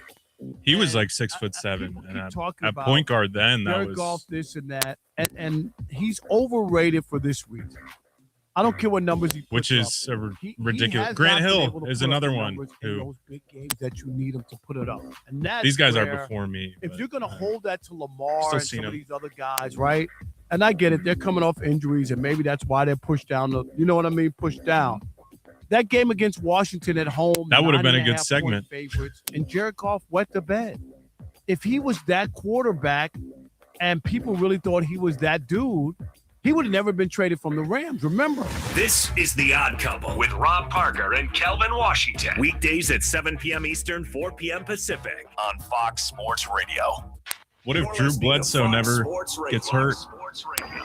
And we get the people talking. The audience wants this. Whether it's the NFL, Big NFL story. the MLB, the World Cup, All right, World Cup. the NBA, NBA. or just that random story that pops up on your timeline. We do the talking, You guys talk so much.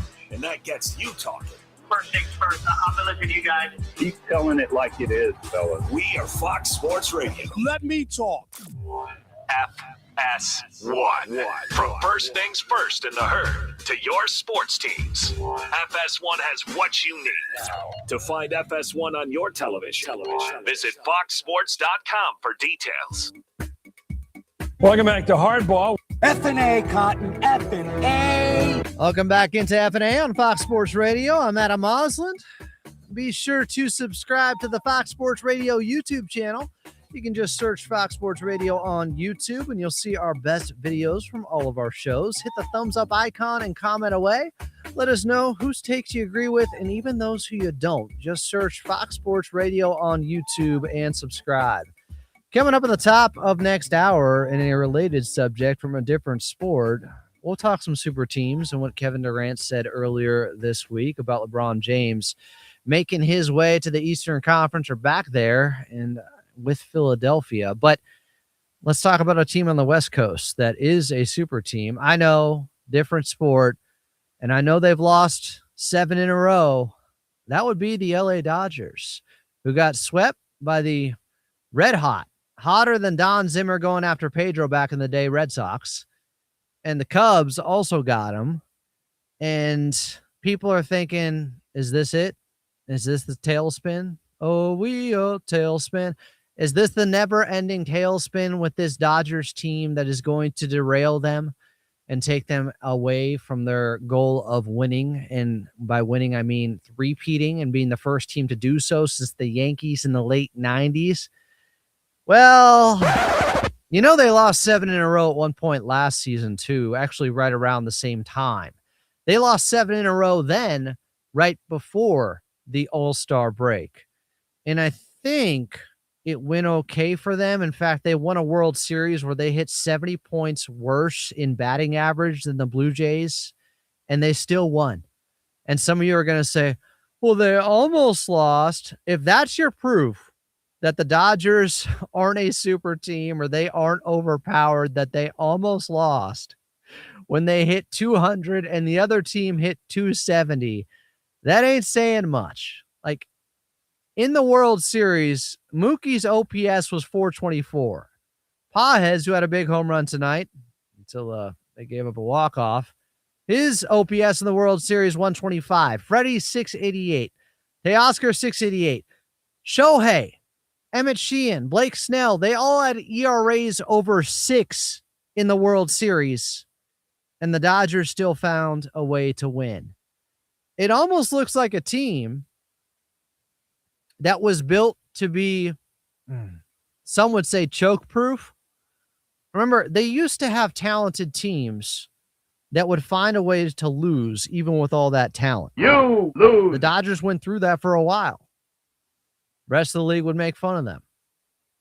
But now they're even more talented. They still almost lost a World Series, even while playing some of their worst baseball, though they still won. Like, this is the difference. There are levels to this. If you can play some of your worst ball and it doesn't matter, even in the World Series where you would expect the competition to be much better, to be pretty stiff, I mean, I'm not saying you're unbeatable because bats can go cold, and I've seen it before. If you want to know why the Red Sox were able to come back down 0-3 on the Yankees, just look at their hitters and how cold they went at the plate the last 4 games of that series. Now, I don't blame the Dodgers for wanting to get better and getting Scooble and rewarding their fans and spending money. I think that's great. That's what teams should do. That's what the billionaire owners should do. Pay that man his money. Repay the fans for having faith in you. You win, they have even more faith in you. Right? There's this cycle going on. The fans will go there and pay because the Dodgers are winning. The Dodgers are winning because the fans will go there and pay and help pay for these contracts, even the deferred money going on. However, if you have all the best players, does that make winning as impressive to me? Probably not. We know all rings aren't created equal. We know teams that were tested and in tight contests and had to play their A game to me, those are the most impressive champions. They are. If you're by far the best team and you win, does it make it that impressive? I mean, at least not as impressive, I would say. You're supposed to win. Winning is just relief at that point. You win. The Dodgers, they've been without half their starting pitching throughout most of the season. They've had Mookie and Kyle Tucker having bad years. Ohtani's been hurt. They're on a 7-game losing streak, and they still have one of the best records in baseball. I think they're doing just fine. Last week we talked about, if you're a Dodger fan, you're not going to complain about being too good. That's a ridiculous notion. Fans are going to complain about being too unbeatable. That's nonsensical. But I think some fans would prefer to win without having to overspend. They are in the minority here. I did see a fan responding to a radio host in LA saying, and this was before they got Scooble, like an hour before, can we get back to developing our own guys and not buying a ring and actually competing? Riley Boucher said that on X. And I don't think he was being sarcastic. I think it was sincere. I get it. I think the Dodgers are doing the right thing. 30 seconds. Guaranteed anything. Getting Scooble. He lost his first game. I think he might be pitching tomorrow. Give yourself the best chance to win. Reward your fans. It's the other teams that need to pay more. But if you have the best team by far and you win a championship, is it as impressive to me? No. And I'll talk more about that coming up next. 10. As we'll reflect upon KD with the Golden State Warriors. 5 seconds. A 3-win team. I'm Adam Oslin. You're listening to FnA on Fox Sports Radio. Here's the deal. The government is over $38 trillion in debt, which means the IRS isn't slowing down. And the tax code is complex and unforgiving. So it's not surprising if you're one of the millions of Americans that owe back taxes to the IRS. Unfortunately, they're the world's most powerful collection agency, with the ability to garnish your wages, seize your bank accounts, and even take your home or business. But don't be stressed or worried any longer. We're Optima Tax Relief, America's most trusted tax resolution firm. We have resolved over $3 billion in tax debt for our clients. Our award-winning professionals deal with the IRS every single day, protecting our clients and preparing them for the best possible resolution. For tax help you need, for tax help you can trust, give Optima a call today. Call 800-627-7754. 800-627-7754. 800-627-7754. Optima Tax Relief. Some restrictions apply. For complete details, please visit OptimaTaxRelief.com. FS1. Live sports and live programming. FS1. Big games. Big takes. To find FS1 on your television, visit foxsports.com for details. Let's begin. Sometimes we like company. Other times, company is downright annoying. Let's listen to Stu Gatz and Company live. And you tell us where this show lies. If you forget that the Patriots drafted Tom Brady, then you're just forgetting everything about the Patriots during the Tom Brady era. Right. So as the result of erasing that one moment. Somebody isn't becoming a new champion. But it would You're just forgetting. But by extension, if Brady never makes it to the NFL and you you're erase just forgetting the years that Tom Brady won in New England. Doesn't seem If like it a makes big enough sense, I payoff. can probably give something on this All right, so KD Taylor, topic. But it stands to reason if Brady's not drafted, then 6 other teams or maybe one other team, who knows, they're But winning those. Brady still. What was the quote? I'll look it up. Everybody just forgets about Tom Brady's existence. That's the difference. Okay. Like mine, for instance. Okay. Yes. 2004, I want to forget Red Sox-Yankees Game 7 where the Red Sox complete the 3-0. KD is such a funny. It still happened. You just want to forget. He's a funny It still dude. happens. You're just so you're erasing it from your memory. Correct. You're not Yes. erasing the moment from sports history, which is the line I'm reading right now. Yes, totally different game and very confusing. Yep, you're erasing it from sports history. Okay. Well, I don't want to erase the day my dad took me to my first football game, Shea Stadium. I mean, I don't want to erase that day. It was a great day. I enjoyed that day. Cubs fans wish they could erase the Steve Bartman memory. Oh man, Sure. I would remind them so much. I would. You forgot. Yeah, but I could. I have my brain would work so hard to remember that Yes. that I would overcome this hurdle. You would try to jar it back into their memories. I'd be like, Moises, don't you remember what happened, man? Come on. To hear more from Stu Gatz and Company live, just podcast it by searching Stu Gatz and Company. And as always, you can listen live weekdays 3 Eastern, noon Pacific on Fox Sports Radio. This is The Herd. You got to be consistent. With Colin Cowherd. I check. Okay, so if I said there's an NFL team, guess which NFL team was without 20 players who were injured at their practice? You'd be like, Niners. Well, that's what happened yesterday. And it's a lot of old guys. I know football is more than just vibes, but the vibes around the Niners are not good. The coach has a concussion. Ricky Pearsall now out for the year. Again, injuries. They say it's not the local substation. Whatever. They're always hurt. So old, expensive, and brittle has been this team's brand for the last 2 years. I think Kyle Shanahan, to a fault, is very loyal to players, high IQ guys on both sides that are smart enough to get his schemes. He's a little impatient. Therefore, he becomes overly loyal. This is The Herd with Colin Cowherd. Wow. Weekdays at noon Eastern, 9 a.m. Pacific. 3, 2, 1. It's Stu Gatz. Yes. And he Gatz Company. I love that. Stu Gatz and Company. Live. That's what he's doing. Unapologetic. And they're blending sports. Listen, kicking's an individual sport. With whatever they want. I once went to 11 consecutive dead shows at Madison Square Garden. Sometimes the lights off. It's Stu Gatz and Company live. Listen weekdays at 3 p.m. Eastern, 12 p.m. Pacific. Right here on Fox Sports Radio. The most fearless voice in sports is on FS1. The one and only Colin Cowherd is bold, unique, and outspoken. Wow. You can see him on The Herd. Weekdays at noon Eastern on FS1 in the Fox Sports app.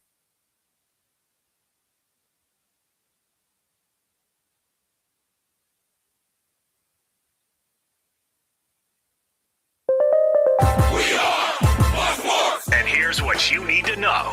The Dodgers lost their 7th game in a row. Arizona beat them 4-3 on a 2-run homer, bottom of the 9th off closer Edwin Diaz.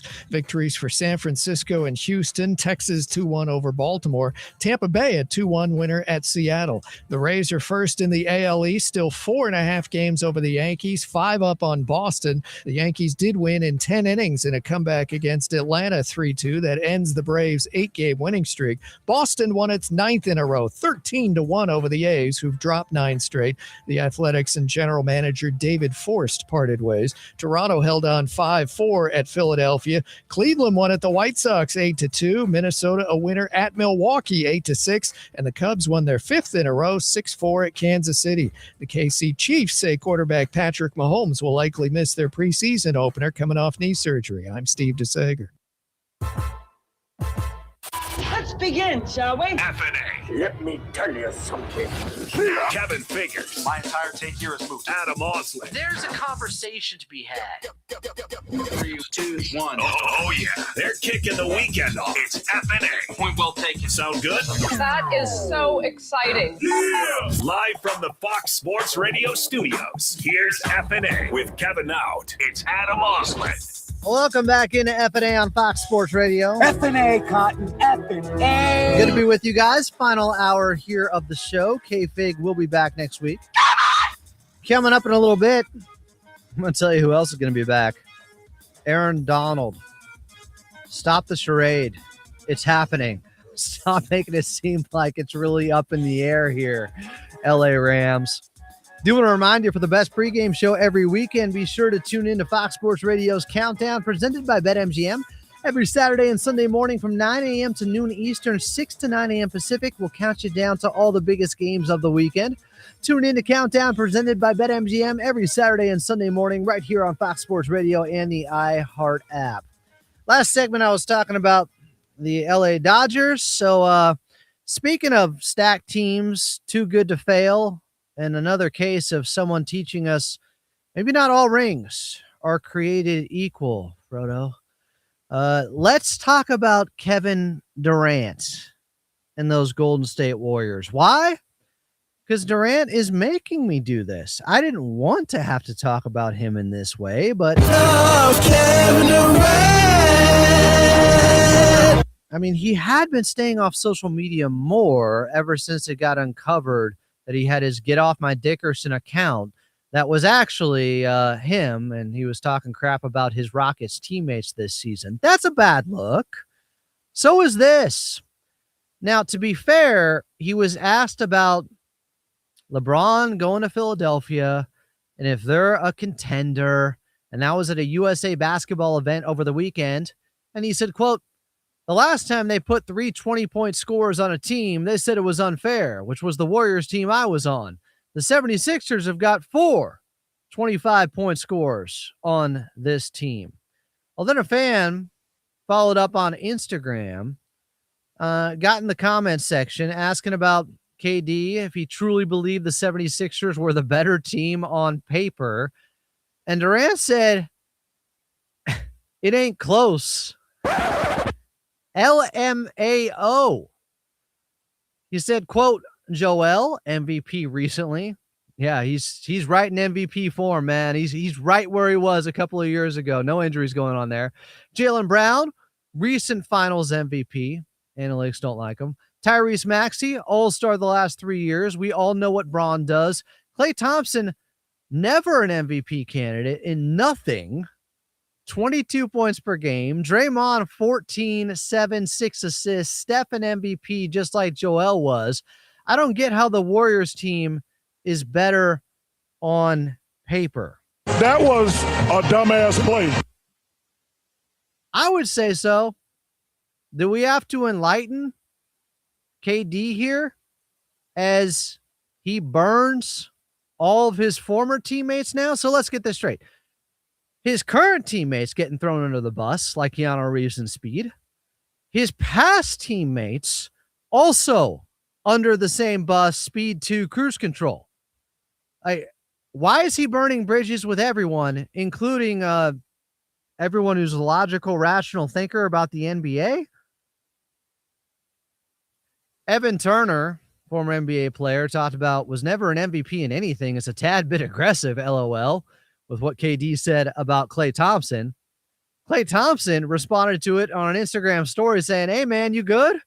What are you using my full government name for?" And Draymond Green joked Slim thought he was on his burner. Slim Reaper, one of his nicknames that he doesn't even like, or Durantula, two of the best nicknames ever, and he doesn't like either of them. Can't please this guy. Draymond Green went on to say, quote, "You have to understand the way KD views basketball. The way KD views basketball is very Uncle Drewish. This game will and always be about buckets." So he's going to mention the 25-point scores. He also said the Sixers are better on paper than the 2016-2017 Golden State Warriors. I don't know that I can agree with that. I don't really think it works. All of this is about KD and his insecurities and his decision in 2016 to join the Golden State Warriors to begin with that he can't get over, and I guess we can't either. I'm still talking about it because NBA Twitter kept telling him, until you get a ring, you're not worth anything. So he said, bet. I'll go out and use a game genie and get a ring in the cheapest way possible, joining a team that didn't need him to win one. They actually had already proved that. Not only that, they just beat him in the Western Conference Finals after he was up 3-1 on Golden State. Then they blew a 3-1 lead and asked KD to join them. At that time, in 2016, the top three players in the world were LeBron, KD, and Steph. Two of them teamed up to beat the other, even though Golden State was very capable of beating LeBron in the Cavs without him, clearly. But that would be harder. That would mean you'd have to compete and play your best when it mattered. Instead, you just wanted to create a margin of error that was so great, a super team of all super teams where your C+ game was better than anybody else's A+ game, so you could coast and still win. They could play without pressure of having to be at their best because realistically they weren't going to lose. KD somehow thought that would get him respect. The respect he'd been seeking of being the best in the world. Remember that Sports Illustrated article maybe in 2012? He said, I'm sick of being second all the time. Then he won the MVP in 2014. Let's see, what's the parallel here? If he beat LeBron in the finals the first time instead of losing to him, maybe he wouldn't have been as insecure. Oh, by the way, that Thunder team, people forget about this. They were favored against Miami in the 2012 finals. They had just come back down 2-0 and won 4 straight against San Antonio, who looked unbeatable in the Western Conference Finals. Don't tell me they were too young. They were talented. They could have done it. So you join an overpowered super team that is supposed to win. You do. Cool. Way to go prove all the haters wrong. That if you join a team that has already won a championship with guys still in their prime from that team that just blew a 3-1 lead, that you could get them back over the top to winning again. You had the best team by far. There were no stakes because you weren't going to lose. It's like we lost the plot of what winning a championship actually means at one point. Like, it's not about just the winning. It's about how you do it. A champion is supposed to represent people that stepped up at the biggest moments, that overcame adversity. You played your best when it was required, and you played better than your opponent. It wasn't supposed to be some lopsided thing where one team was so significantly better than the other that you had no chance of losing. The point is you had to step up, play to your talent level, play to your best abilities, under the bright lights, the higher stakes. That's what was supposed to bring out the best in you, and you proved you were a champion. It's not supposed to be, I could have a couple of nights off. Steph still got me. Or, Clay can get hot. Game 6 Clay. Draymond will lock down things on defense. I can just float around and have fun. Make a few plays here and there. Oh, I know you were the finals MVP both times. Cool. Doesn't mean much to me. It doesn't. You were the best team by far. It's easier to win when the deck is stacked in your favor. And guess what, KD? As much as you think the deck is stacked in LeBron's favor right now, He didn't join a 73-win team that just came back on him down 3-1 in the Western Conference Finals at the age of 27. The age of 27. You were entering your prime. LeBron, you can say he formed a super team in Miami. He did. You want to say that's the same as joining an existing championship team that just beat you because you choked? It's not. LeBron didn't join the Boston Celtics with KG, Ray Allen, Paul Pierce, and Rondo after they beat him. He created a team that hadn't established anything with system and culture. Yes, Wade won in 06. That Heat team was completely different outside of Udonis Haslem, who played for 25 years, almost as long as LeBron.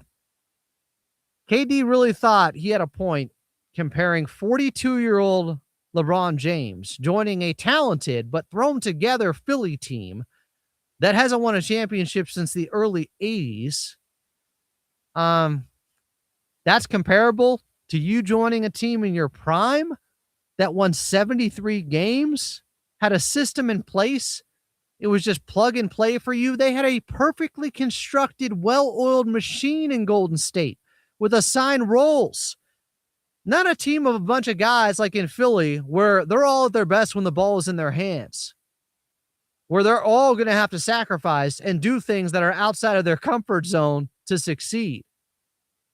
That's a false equivalency. Stop embarrassing yourself. He's embarrassing. I love you, KD. I can still love you.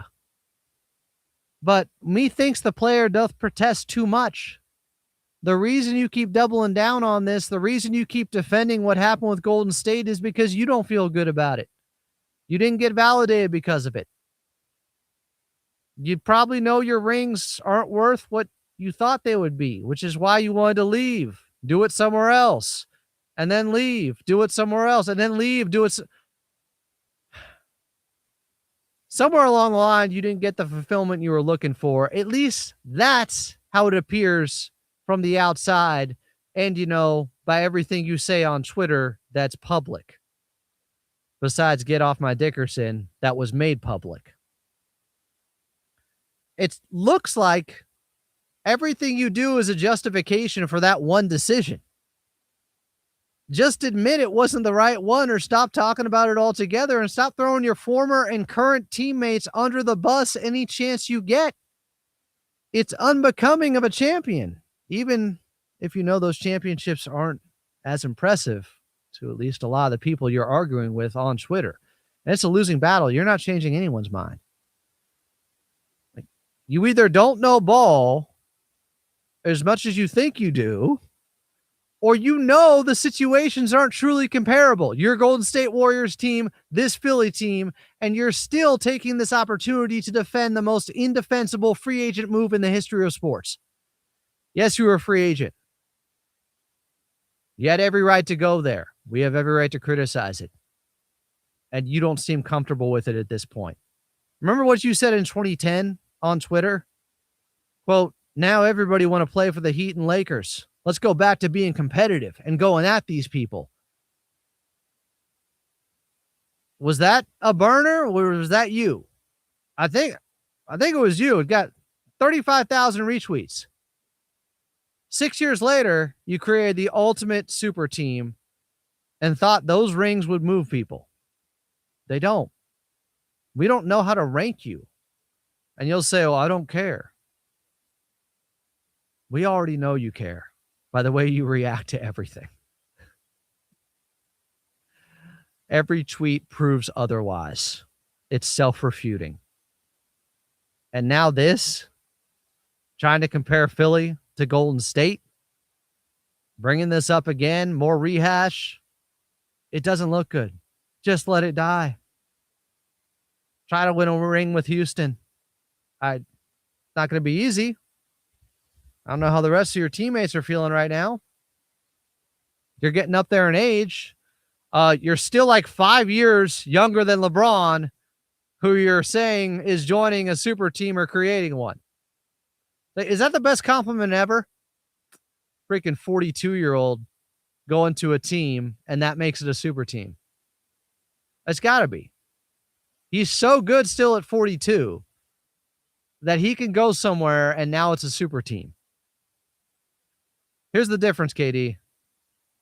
They definitely weren't winning without LeBron. They have a chance with him. Meanwhile, Golden State definitely won without you. And definitely, of course, had a guaranteed ring if you came. These things aren't equal. I don't know why this is so hard. Julian, I'm straining myself here, trying to understand KD's logic, and brain rot is happening. I'm a dumbass. I'm getting dumber by the minute. I don't think there is any logic or basis to the claims he's making. I mean, Rich Paul came out and said that had the Knicks lost the championship, LeBron was probably going to go there. Right. And even for all the criticism of LeBron, he has too much pride to make that move. And that's without losing to them the year prior in the finals. But I have so many thoughts. I remember being 13. I was at an AAU tournament in North Carolina, and my whole team was huddled around the TV, and it was KD's decision, and it said KD to Golden State. We all freaked out. We, as 13-year-olds, we all lost respect for KD because that move. And I think when you make a move that a 5-year-old sees that and loses respect for him. And I love Kevin Durant, the basketball player. I do too. That is one of the best players of all time. It's arguably the best isolation scorer of all time. You don't get players like KD to come into this league often. Like, honestly, I'd say Wemby and KD are kind of the closest to each other, weirdly. We'll see. But yeah, and then refuting some of his comments, I'd say not all 20-point per game scorers are created equal. You have the gravity of the two best shooters of all time in Steph and Clay. Yep. And then you add KD, who is arguably the third. There will never be a team in NBA history that has the spacing of that Warriors team and that era of Warriors basketball. Well, and I think Coach Lewis talked about this before with the Clippers and others have. The scheme was more about stopping Steph than him. Now, some of that is a compliment towards KD because there's only so much you can do. He can rise above you at 7 feet tall and get that jumper off. So it's almost pointless trying to stop a guy that can just get over the top jump shots on you. With Steph, it was more about trying to slow him down, the scheme. He was the focal point. KD greatly benefited from all of that. Like, he won Finals MVP. Does that move me? Sure. Do I think maybe he was better than Steph Curry at that time? Sure. You can have that debate. Maybe. But I don't really care. The point is, the rings don't feel as earned. And that's kind of what it means to be a champion. Like, did you have to really persevere through anything? No, and that's why I look at this Philly move completely different for LeBron. One, he's still incredible, but he's past his prime. He's 42. Like you said, the Sixers have not reached an Eastern Conference Finals in the process era. That hasn't happened. It hasn't happened since 2001 with AI, I think. Yeah, it's just not remotely the same. I look at the Sixers team. I see a bunch of good players. The basketball fit is kind of clunky, but I don't see the top 5 to 10 players like the Warriors had in the league. I don't view any of the Sixers guys as that. Joel hasn't played 40 games, and when the season starts, it'll be 4 seasons since he's gone over 40. Well, and you also have to play a completely different style when he's out there on the court versus when he's not. You can run when he's off the court, and then you have to adjust and play with him, a guy who's that ball dominant when he's on the court. I don't know why. And you know what? I respect KD because he's maybe the only guy that'll go out and do this and say these things. And I think player engagement is valuable because we as fans and observers and media and whatever we are, we can say whatever we want. Sure. I feel like more players should be engaging in these conversations and clapping back. But I think this argument in particular is completely baseless. It's not, he's right. It's not remotely close. The other way, he got it completely wrong. You played yourself. And I get it as the player. He has pride and he's going to defend his name. He'll probably the rest of his life be coming up with different justification for that move. And like I said, when you have a younger age group and they see that move and they question that move, that says it all. It's a great point. Here's what I would say if I was an advisor for Kevin Durant, though. You bring up guys being more transparent, honest, reachable. I would say in some cases, guys being so raw and unfiltered have hurt them. Now, this is post their playing career, but I would say Shaquille O'Neal has hurt his own legacy because of the way he talks about the game. Some people think he's a clown. Bull's the same as Wemby. I don't see a difference here. And the arguments and the pettiness, and you're too old to be doing that stuff. And we think about that a lot instead of thinking about his play and how dominant he was. And the same thing goes for Sir Charles. I'm a dumbass. It's weird, and it's the media game too. And KD's not there, but yet he's already playing it while he is a current player. I think he could honestly, I got one more thing. He could hurt his own standing legacy-wise by some of the stuff that he says. It turns people off.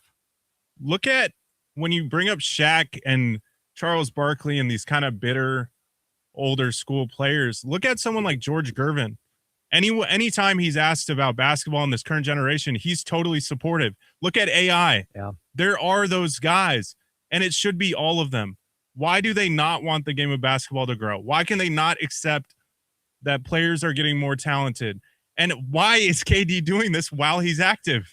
That makes no sense. I think KD, to some degree, he thinks it looks stronger and more confident if he is out there trolling us, and it's his way to fight back and make it appear like he doesn't care. I just don't think anyone's buying it. Coming up next, are you buying Aaron Donald returning to the Rams after a 3-year hiatus and looking near a Pro Bowl level? I think I am. I'm Adam Moslin. This is FnA on Fox Sports Radio.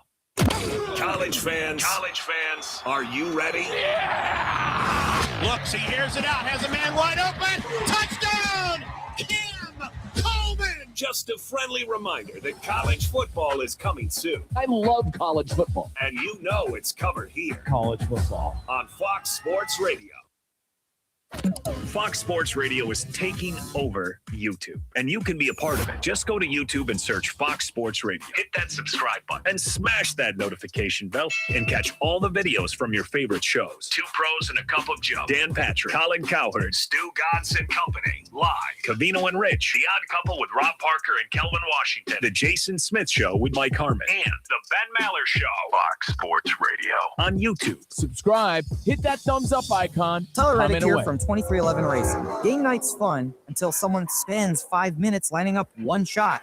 Chalk, breathe, rechalk, still aiming. While they figure it out, I fire up Chumba Casino. I can spin anywhere, anytime, and there's always a new social casino game every week. Spins happen way faster than that shot. Play now at ChumbaCasino.com. Let's Chumba. Sponsored by Chumba Casino. No purchase necessary. VGW Group. Void where prohibited by law. 21 plus. Terms and conditions apply. Here's the deal. The government is over $38 trillion in debt, which means the IRS isn't slowing down. And the tax code is complex and unforgiving. So it's not surprising if you're one of the millions of Americans that owe back taxes to the IRS. Unfortunately, they're the world's most powerful collection agency, with the ability to garnish your wages, seize your bank accounts, and even take your home or business. But don't be stressed or worried any longer. We're Optima Tax Relief, America's most trusted tax resolution firm. We have resolved over $3 billion in tax debt for our clients. Our award-winning professionals deal with the IRS. Thanks for letting me do that. That was fun. Protecting our clients and preparing them for the best possible resolution. For tax help you need, for tax help you can trust, give Optima a call today. Call 800-627-7754. 800-627-7754. 800-627-7754. Optima Tax Relief. Some restrictions apply. For complete details, please visit OptimaTaxRelief.com. Do you have 3 ex-wives and your current trophy wife wants a life insurance policy 3 times the size of the policies you had to purchase for your previous mistakes? If so, you need to call Big Lou, a term provider. 800-511-3535.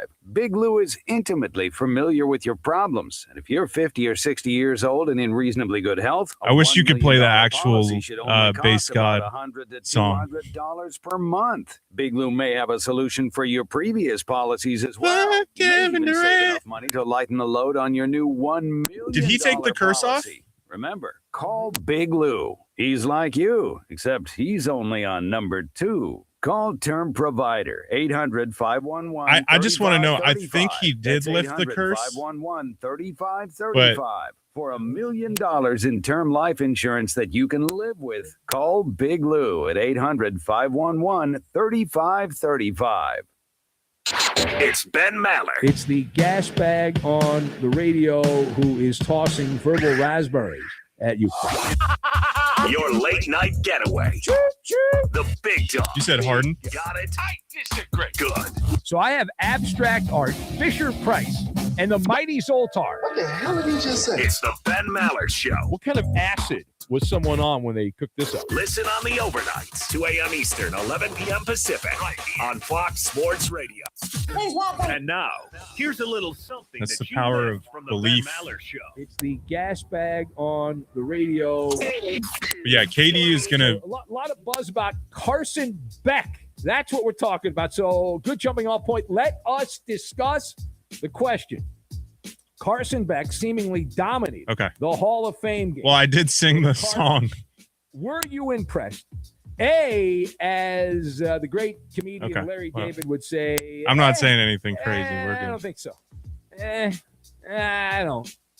I very Gonna get rarely canceled. give out flowers. As you know, I don't give out a lot of those. I don't believe in that. Now, that said, certainly would not do that in this environment. Carson Beck did play with confidence. Good for him. He hit, 80% of his passes, something like that there. So that's nice. He did not soil his underoos, which is important. We've seen people, even in these exhibition games, go out there and then just for whatever reason, they can't get it done.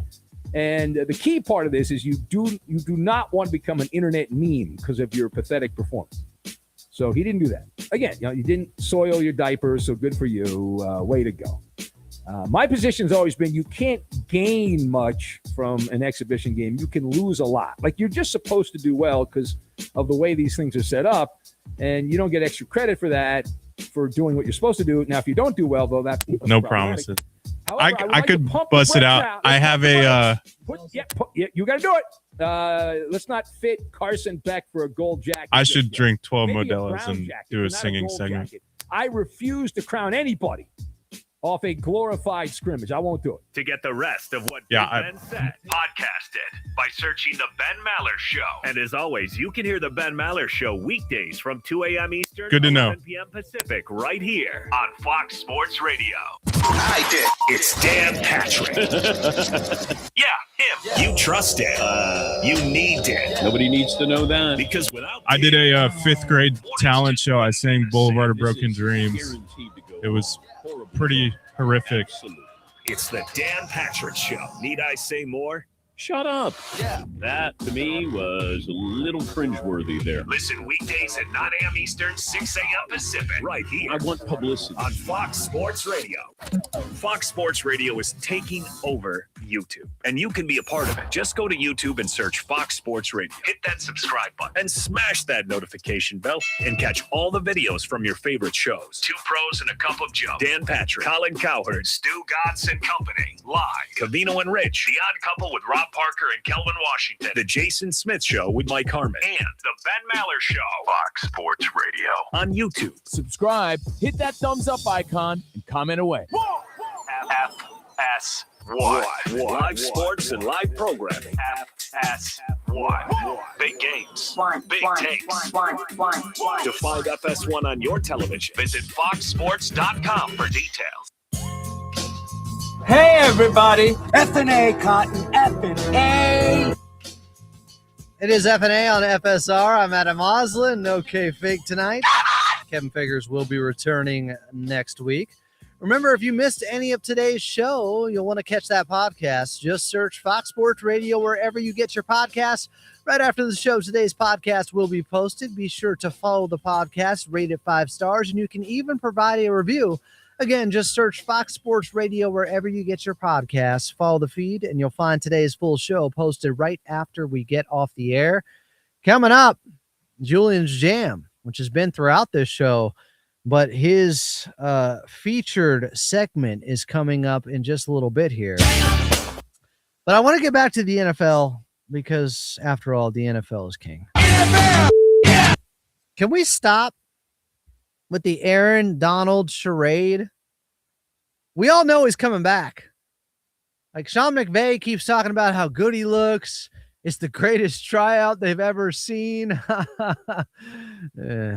I don't think the reason Aaron Donald stays in shape year-round and has since retiring was just because he's so vain that he wants to see his bicep veins till he's old and gray. He's been weighing and flirting with a comeback in his mind every time he hits a new PR on the dumbbell press. He thinks to himself, damn, I still got it. Actually, I'm stronger. I promise you, this workout warrior, he didn't come this far in training and now tryouts just to say, nah, you know what? I don't feel like doing the fun thing that you put in all this hard work for so that I can test myself and destroy what's ever in front of me on the football field, including quarterbacks like he did in the Super Bowl when he threw down Joe Burrow to seal it against the Bengals. Like, no, he has nothing to prove. That's why he retired. But I think he was always considering, if the right situation came along, yeah, I'll stay in shape just in case. What if I could just go out there and not have to do everything anymore and just be myself, play free, not have to carry the defense, not be the guy? I can have my moments. And that's the type of role he might be comfortable with at 35 now. He's not that old. And he knows Myles Garrett can do the heavy lifting, the type that he's been doing in the gym to get ready for this comeback. What? Like, there's expectations, of course, because of who he is. But you're not going to hurt your legacy if you're only 75% of the player that you were 3 years later. You know what 75% of the best defensive player in the game is still? A damn Pro Bowler. I honestly think and truly believe that Aaron Donald, if he comes back, and I think he's going to, he's going to be really good. He's still going to be explosive. He's still definitely going to have the strength, the ability, the technique, and that whatever step he's lost isn't going to be that noticeable, because guess what? He was doing that before at a younger age in his prime when offenses were keying in on him and he was being double teamed all the time and so much attention was going his way. Well, whose way is it going now? Myles Garrett's. He'll be demanding that attention. I saw this stat the other day, and when you think about it, it makes it even more impressive. So, most quarterback hits in the fourth quarter or overtime of last season, NFL 2025 season. Most quarterback hits in the fourth quarter or overtime. Aiden Hutchinson, 14. Jared Verse, 14. Byron Young, 12. Zach Allen, 12. Myles Garrett, 11. And I believe this is with playing with a lead. How often were the Cleveland Browns playing with a lead and he could really just pin his ears back in the fourth quarter and overtime and go after the quarterback? He was already top 5 playing for the Browns. What's he going to do now, especially if Aaron Donald is playing next to him? Aaron Donald's 3 years older. That's not the end of the world. Oh, you want something to do, man? He's been out the game some. But if you're not going to have the entire offensive line slanted your way with the main focus and game plan on stopping you anymore, well, that's going to diminish some of what his diminishing skills could be due to age. it's not going to be as bad for him to come back because less is being asked of him. So if he's less of a player at this point, and he should be to some degree, but with the offense not as focused on blocking him, will it matter? And Aaron Donald is really smart. He gets it. And I think a guy like that, if he comes out, it's because he knows how dangerous he still is. Cam Hayward of the Pittsburgh Steelers is 36 at defensive tackle. He's still one of the best in the league. Aaron Donald, much better than him when he was playing, and less wear and tear over the last 3 years with him out because of retirement. So Cam Hayward still doing it at a high level at 36. Aaron Donald, why can't he? I think this is all a charade because he wanted to miss training camp. And he's earned that right. When you're one of the most transcendent defensive players of all time, I could understand not wanting to have to go through and do all the hard stuff. Just get to the fun stuff on Sunday. Wait to come back. I don't think anyone's going to begrudge him that on the LA Rams. He's a freaking football god. Have we forgotten? My name is the Lord. He may not be in perfect football shape, but he's in perfect shape, you could say. Like, perfect. It's going to take some time, but it's not going to take that much time. It will not be long before he's in the backfield, taking down your quarterback or running back, putting them on their ass. And the Rams are even more clearly the Super Bowl favorites here. Like, his worst injury, by the way, was a high ankle sprain. He was reliable, and he never had a catastrophic injury or career-altering type of injury. He can still be an athletic freak. I'm telling you. Pure athlete, yeah. He scares you on the field in the same way that, like, I don't know if you guys remember these commercials, but Terry Tate, the office linebacker for Reebok.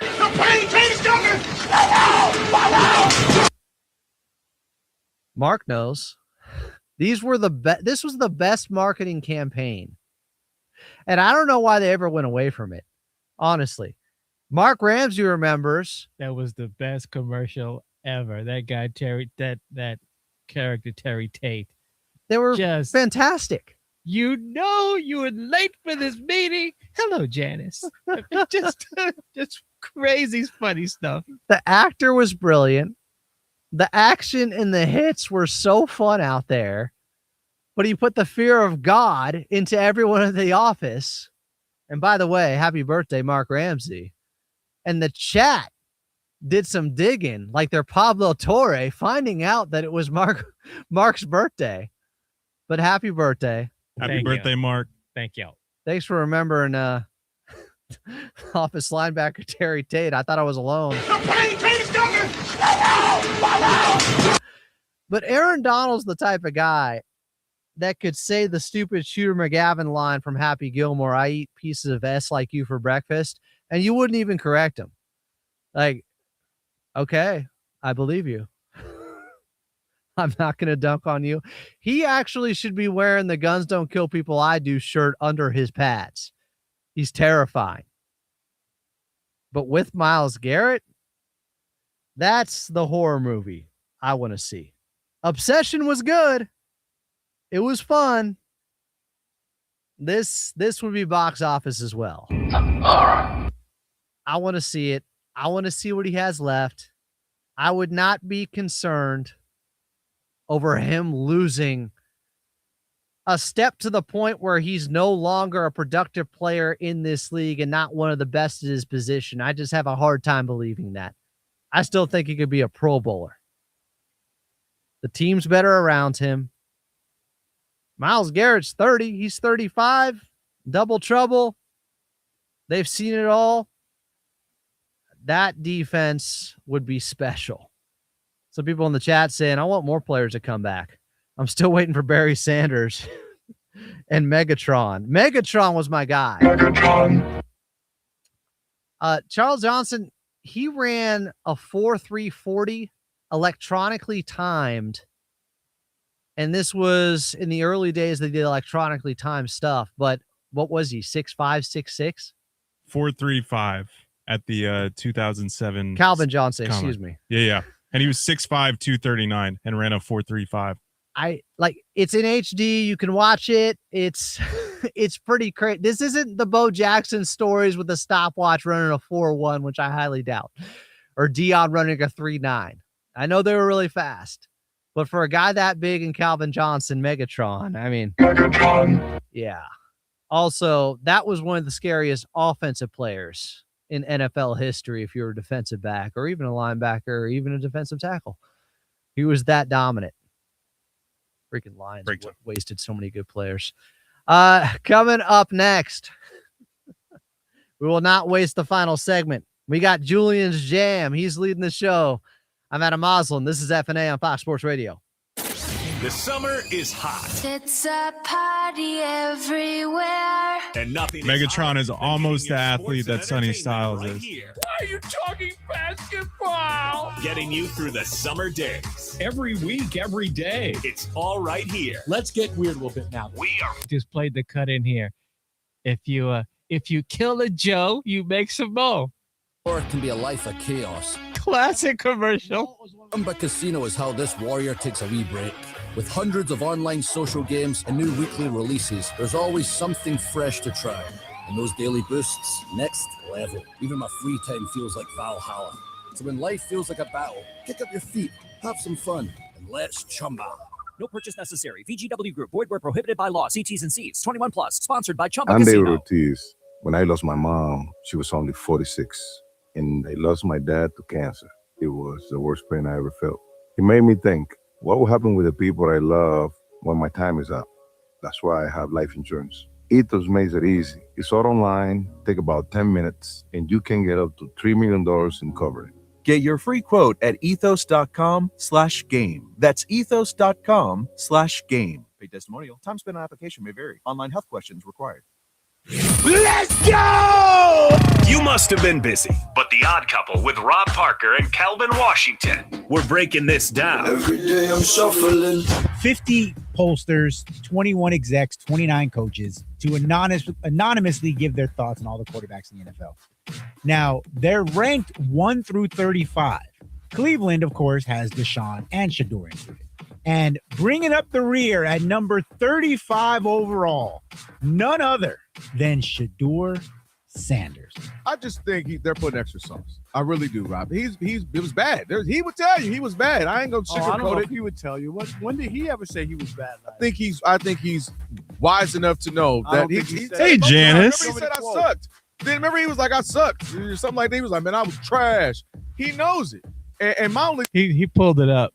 defend as if he had some amazing rookie campaign. The only thing I'm saying is the way when you read these anonymous quotes and all that, they're acting like he's had 3 or 4 seasons of this, like even 2 seasons of it. To me, he was in a terrible situation where they had 3. When it's game time, it's pain time. They had 3 or 4 quarterbacks. We saw Joe Flacco, Dylan Gabriel. Those are great. We saw him. I mean, and they didn't know what they were doing. He didn't get the starts. And the number 1 start, to me, I will be going into this season saying, all right, there's no excuses. You're in camp. You compete against a guy who ain't been great himself in Deshaun Watson, and let's see what's up. And let's give him like this next season to see what's going on. To me, they're acting like we've seen 2-3 seasons of horrible play from him when he wasn't that bad. When he was bad, but he made some plays. When he was out there, he was able to be mobile. He was able to throw the ball down the field.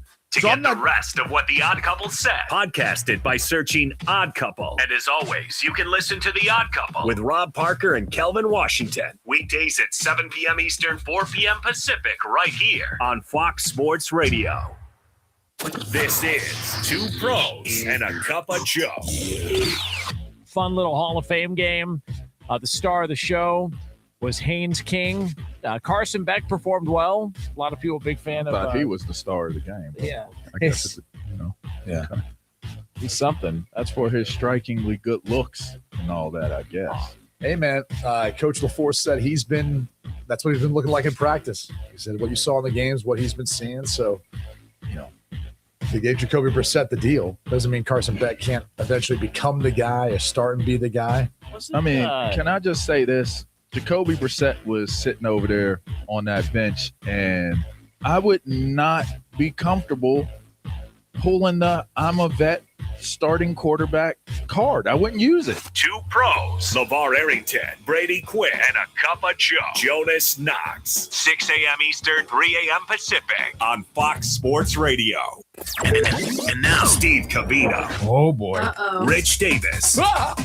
This is Cavino and Rich. It's not about the Yankees. It's not about Anthony Volpe. Anthony Volpe had to replace Derek Jeter. Talk about pressure. There were guys in between, the D.D. Gregoriuses of the world, but essentially you're the next name that people... But he's the next guy. They touted him to be one of the highest prospects since Derek Jeter. Like, he's the next guy. He was a local kid.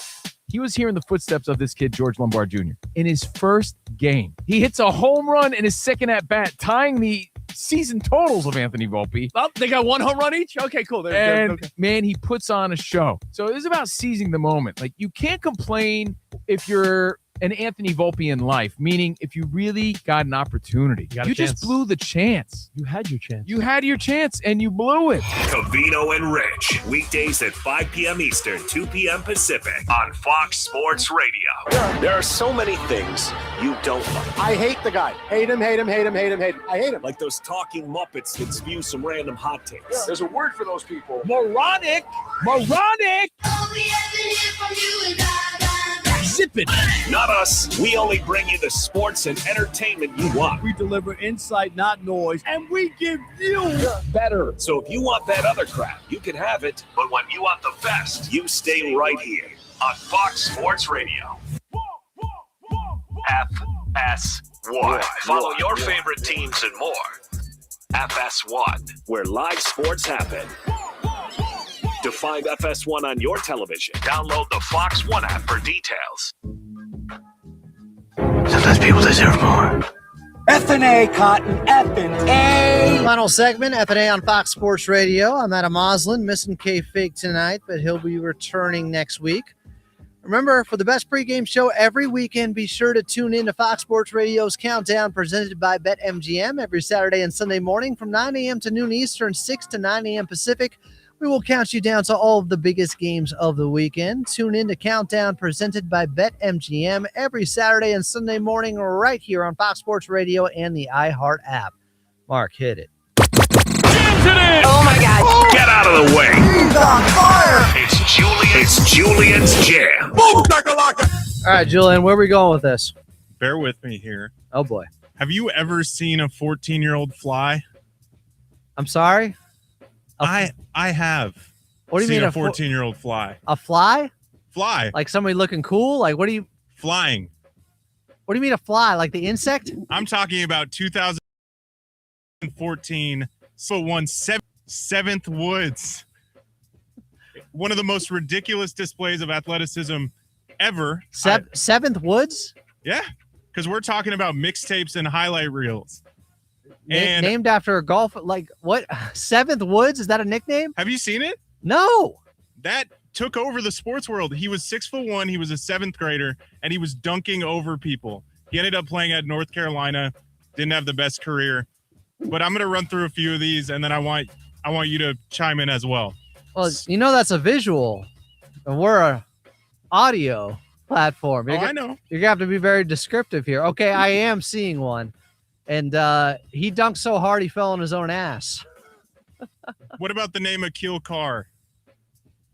No. 5'6". He was the shiftiest player in the country. Okay, I'll get to some NBA names. John Wall. Have you seen John Wall's high school mixtape? I'm slightly aware of his. When do you get into Austin Rivers? Austin Rivers was next. Yeah. But this doesn't have to be just high school.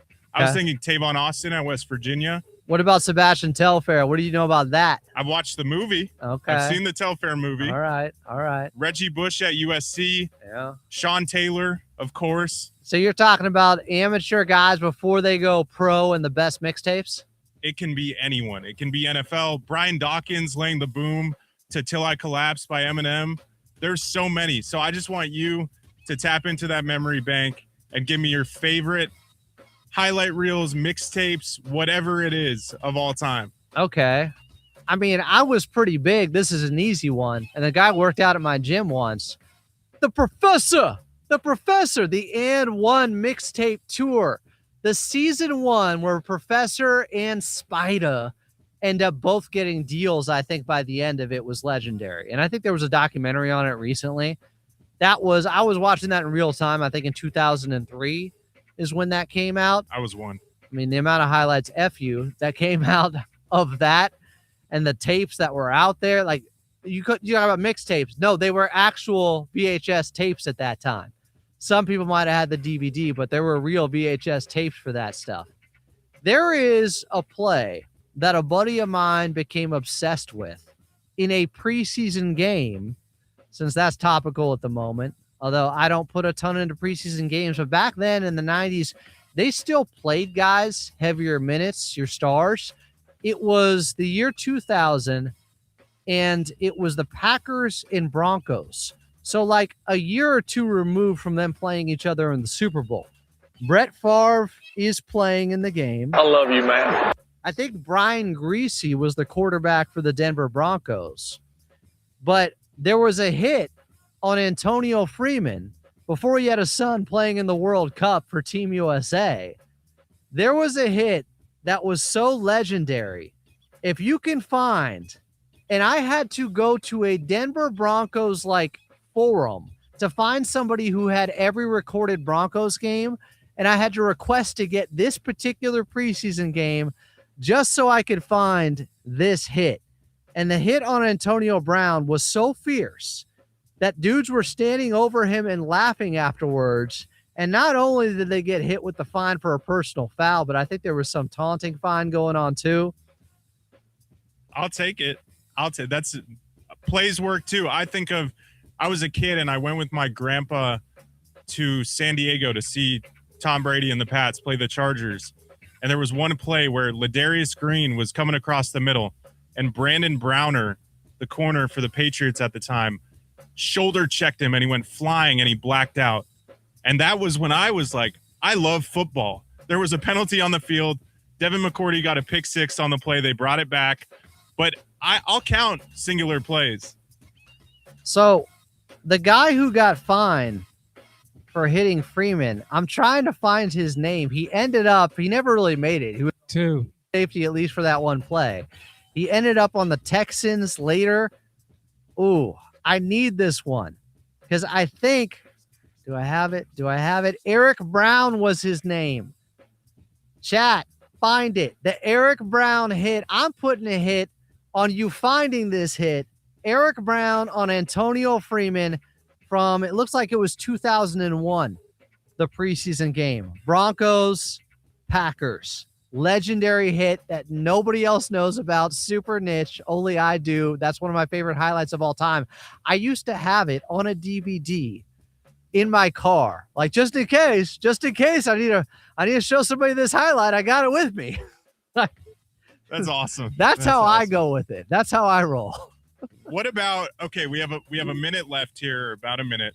What about just the most electric college football players you've ever seen? Because I think Tavon Austin, I think Reggie Bush, DeAnthony Thomas, all these shifty guys.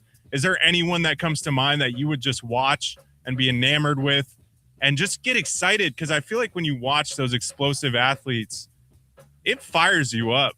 Is there any of those guys for you? I mean, Adrian Peterson in Oklahoma was pretty fun to watch. And there was a pretty famous game between them and the Oregon Ducks with a bad call at the very end of it on like an onside kick. And the Ducks ended up winning and made the cover of Sports Illustrated.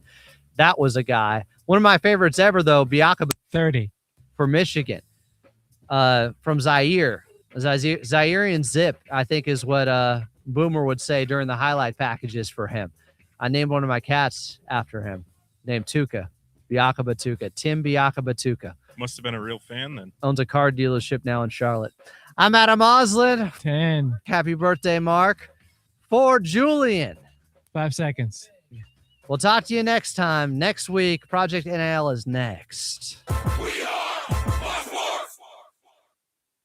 Here's the deal. The government is over $38 trillion in debt, which means the IRS isn't slowing down. And the tax code is complex and unforgiving. So it's not surprising if you're one of the millions of Americans that owe back taxes to the IRS. Unfortunately, they're the world's most powerful collection agency, with the ability to garnish your wages, seize your bank accounts, and even take your home or business. But don't be stressed or worried any longer. We're Optima Tax Relief, America's most trusted tax resolution firm. We have resolved over $3 billion in tax debt for our clients. Our award-winning professionals deal with the IRS every